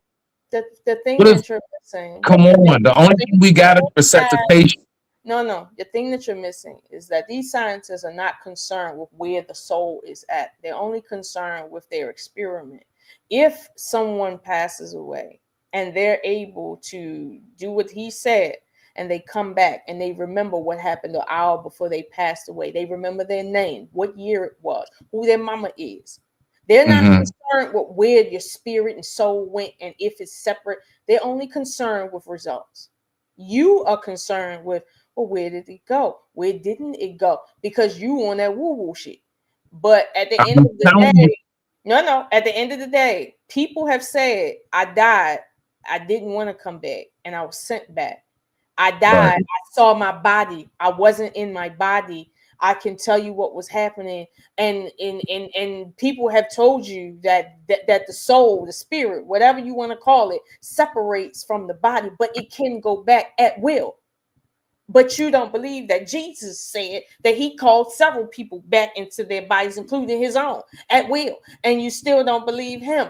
Fucking Moses was doing some crazy shit out there with some snakes. You don't believe him. Samuel's ass came back and was telling people about their self, and you don't believe his ass or the girl that brought him back for the king or the king. Let's not. No, Lola.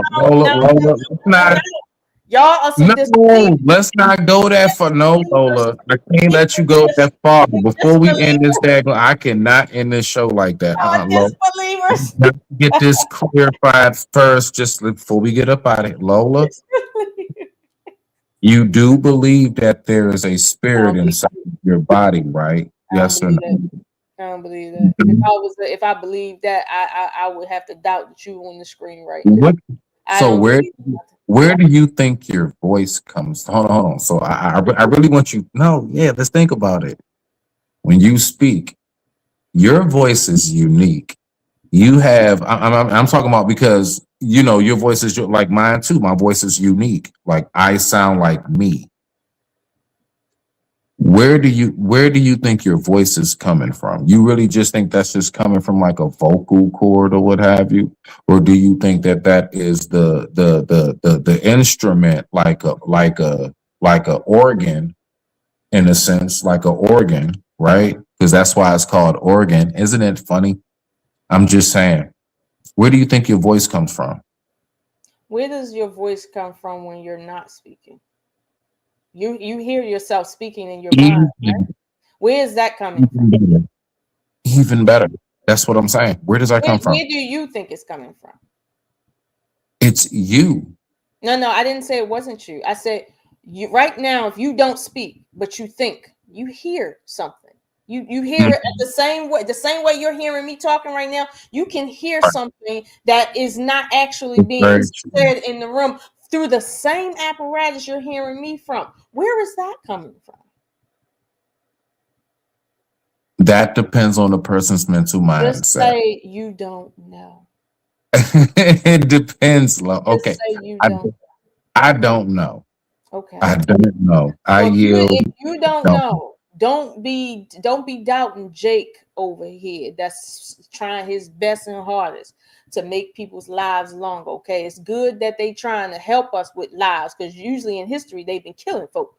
Let them people help people live. Okay, white people trying to make amends for what they done. So you let them help us. Okay, they're trying to help us. But all right, so but see, look, this is still the flaw in what you're saying. Respectfully, you're like, if you die young, then that's messing up. Look, we all still here. Humans are still going on. Although back during them ancient Spartan Roman days and ancient all of that, ancient anything you can think of, medieval and all of that. All right. It's a whole lot of circumstances where that was the whole mission in the Bible itself. Didn't it tell Saul to kill everything, including the cattle? Okay. So all I'm saying is that that's always happened and people are still here. So my point is that I believe that once we start bringing people back, that's going to start disrupting the fabric. I'm telling you. I don't think it will. I think it would be great.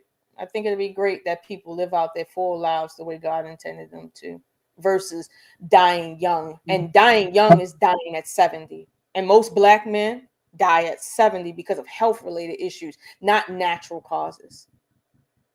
Nah, you ain't lying. Nah, you ain't lying. It is. No. Natural. Well, you have two factors. Actually, you have either that or you have the factor of not making it past 30 because of just lifestyle. Right. That's not natural. That's not making it past 35, things of that nature, That's or like not natural. when That's you not like natural. Your body was built to last 120 years. That's natural.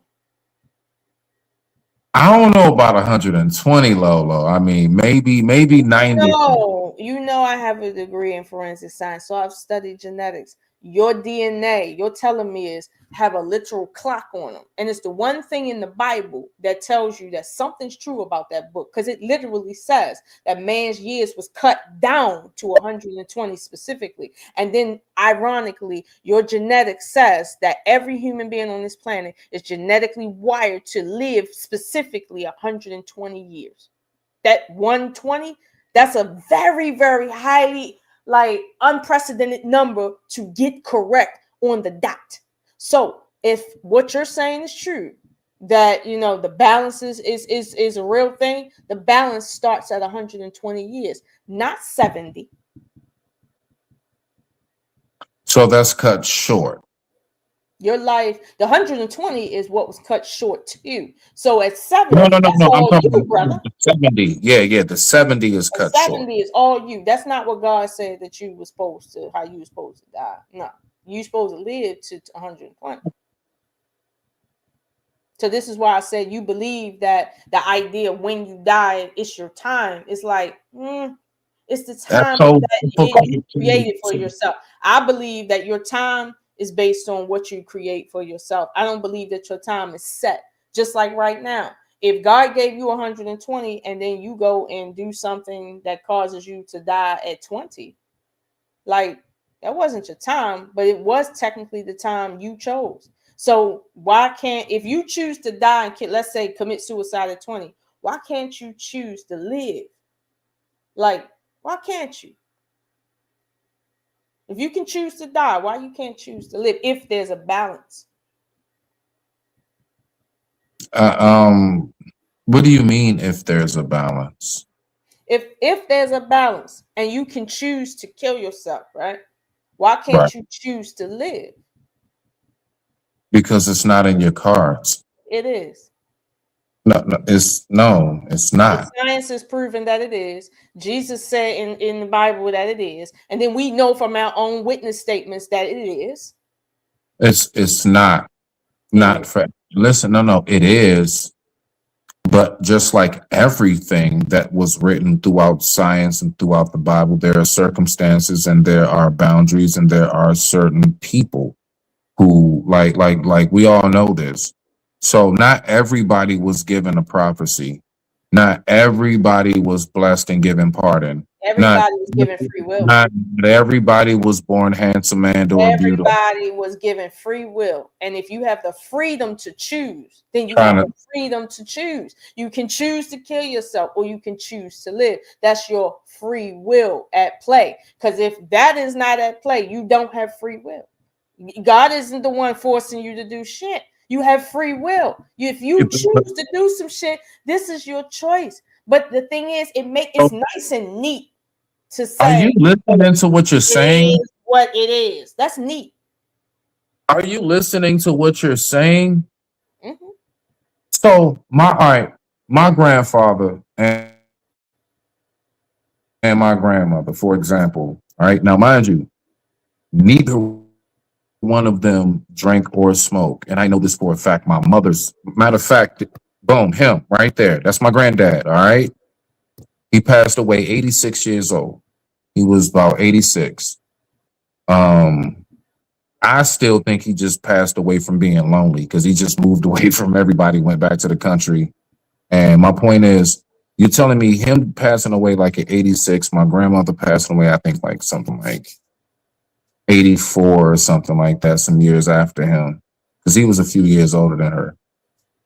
You trying to tell me that they were supposed to live to be 120 and all of this other stuff? And I'm telling you that loneliness works on the heart, and the heart has its own brain. And when the heart decides I can't go on no more, it's also connected to everything else. So if he died of loneliness, this is something that caused him to prematurely shut down, and that happens. This computer is built to last beyond today, but I can short circuit it for real if I spill water on the wrong place. But it's not built to shut off right now. Like, so I'm telling you, as hard as it may believe, that your grandfather's biology said that he was supposed to pass somewhere around 120, if not at 120. But because we know people that live beyond 120. However, he didn't because of health-related issues that can prematurely take your life, like a lot of other things. But he was built to last. So that's what I'm saying. Then you do not have a choice if you want to live. Listen, you gotta exit.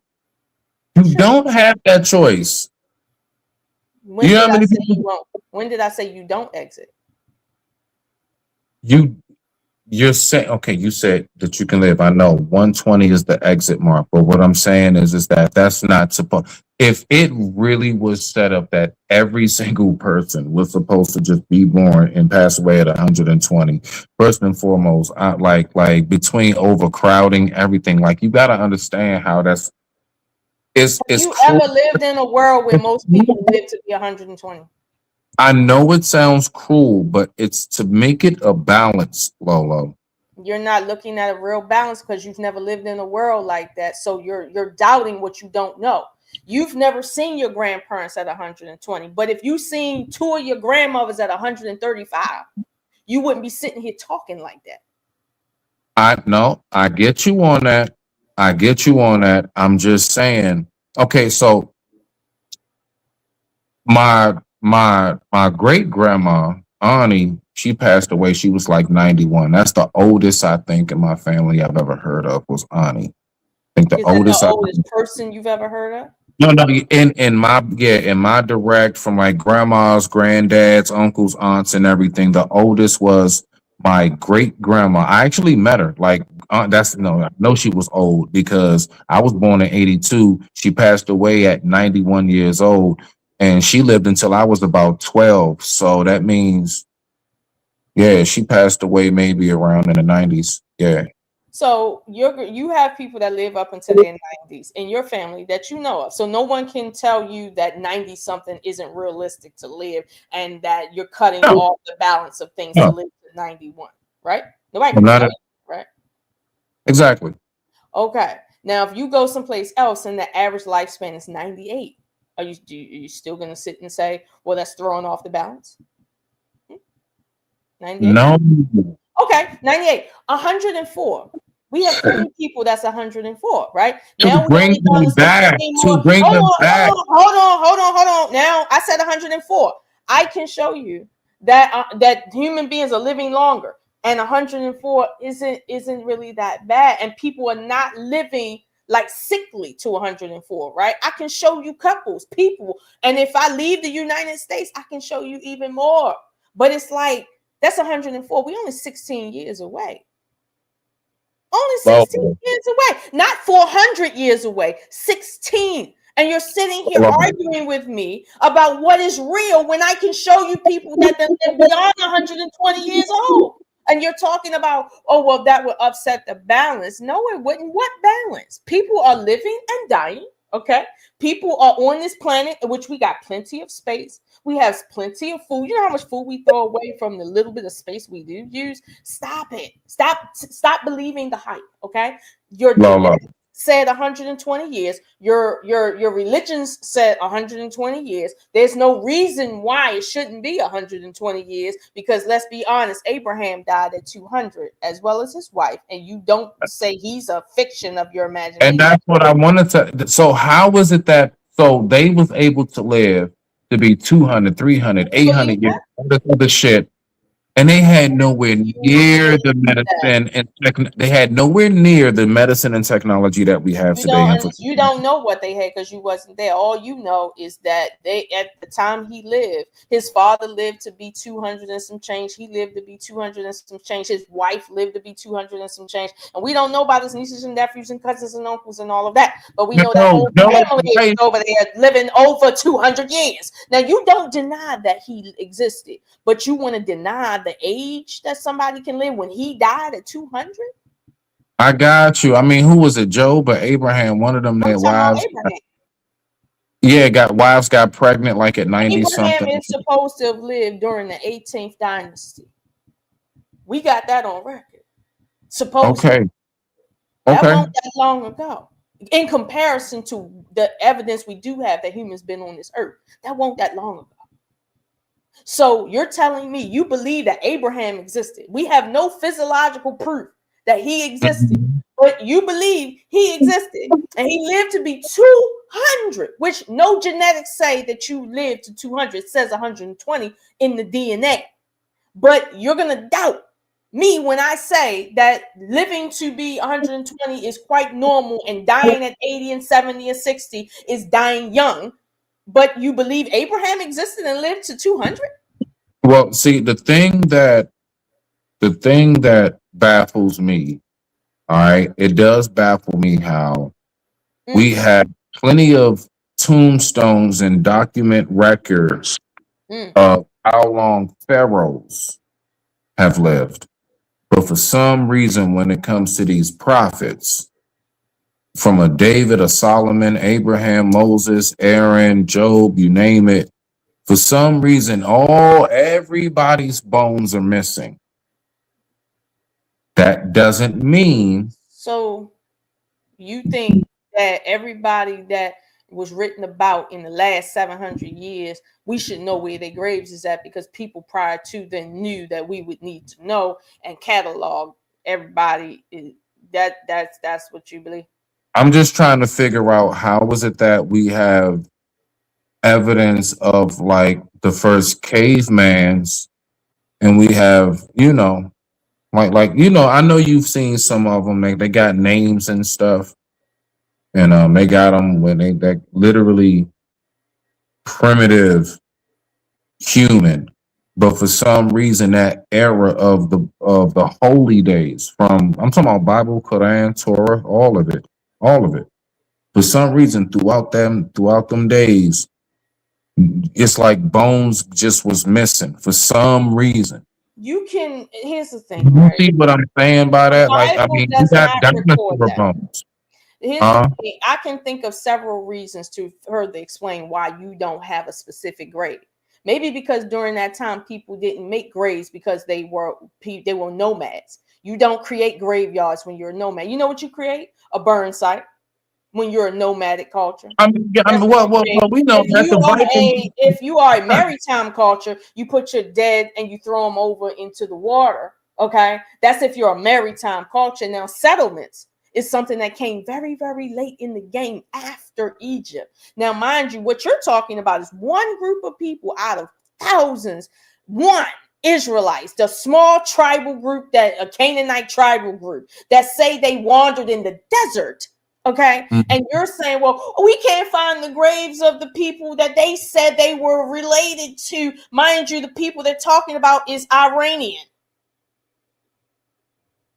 Tell me something without telling me something. Okay. I need you to get some faith.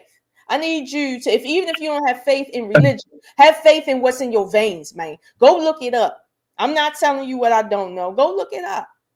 120. 120.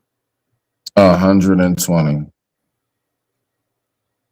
I'm gonna write this down right now. Look It's it not, up. Look hold it on. up. And 120 years. Look up online and make song about it. He said, and make song about it. Wait. I'm just telling you. I know that it's hard to believe, but all I'm telling you is the only reason why it's hard for you to believe is because you didn't watch your grandparents do it. But if you watched your great grandparents do it, and then you notice your grandmother didn't live as long, and then your father didn't live as long, you'd be like, something's off, because our family lived to be 150. I mean, my great grandmother was 156. How y'all dying early? That would be your mentality. But that's what I'm trying to tell because you you. haven't seen it, you don't believe it. And that goes back to your point earlier with Jesus. People need to see him call the weather something else. They need to see him call the dead back. They need to see him walk on. They need to see. And then they still don't believe. How about that? So just like you need to see, you need to smell, you need to touch, and hopefully you'll believe. But at the end of the day, if you don't believe, it's not going to hurt you. It's okay if you die early. Homeboy ain't going to bring you back if you don't want him to. My final thoughts is that this last 30 minutes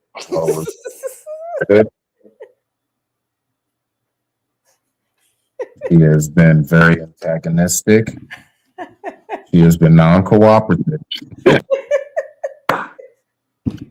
I'll mess with Hey, Nah, hey. well,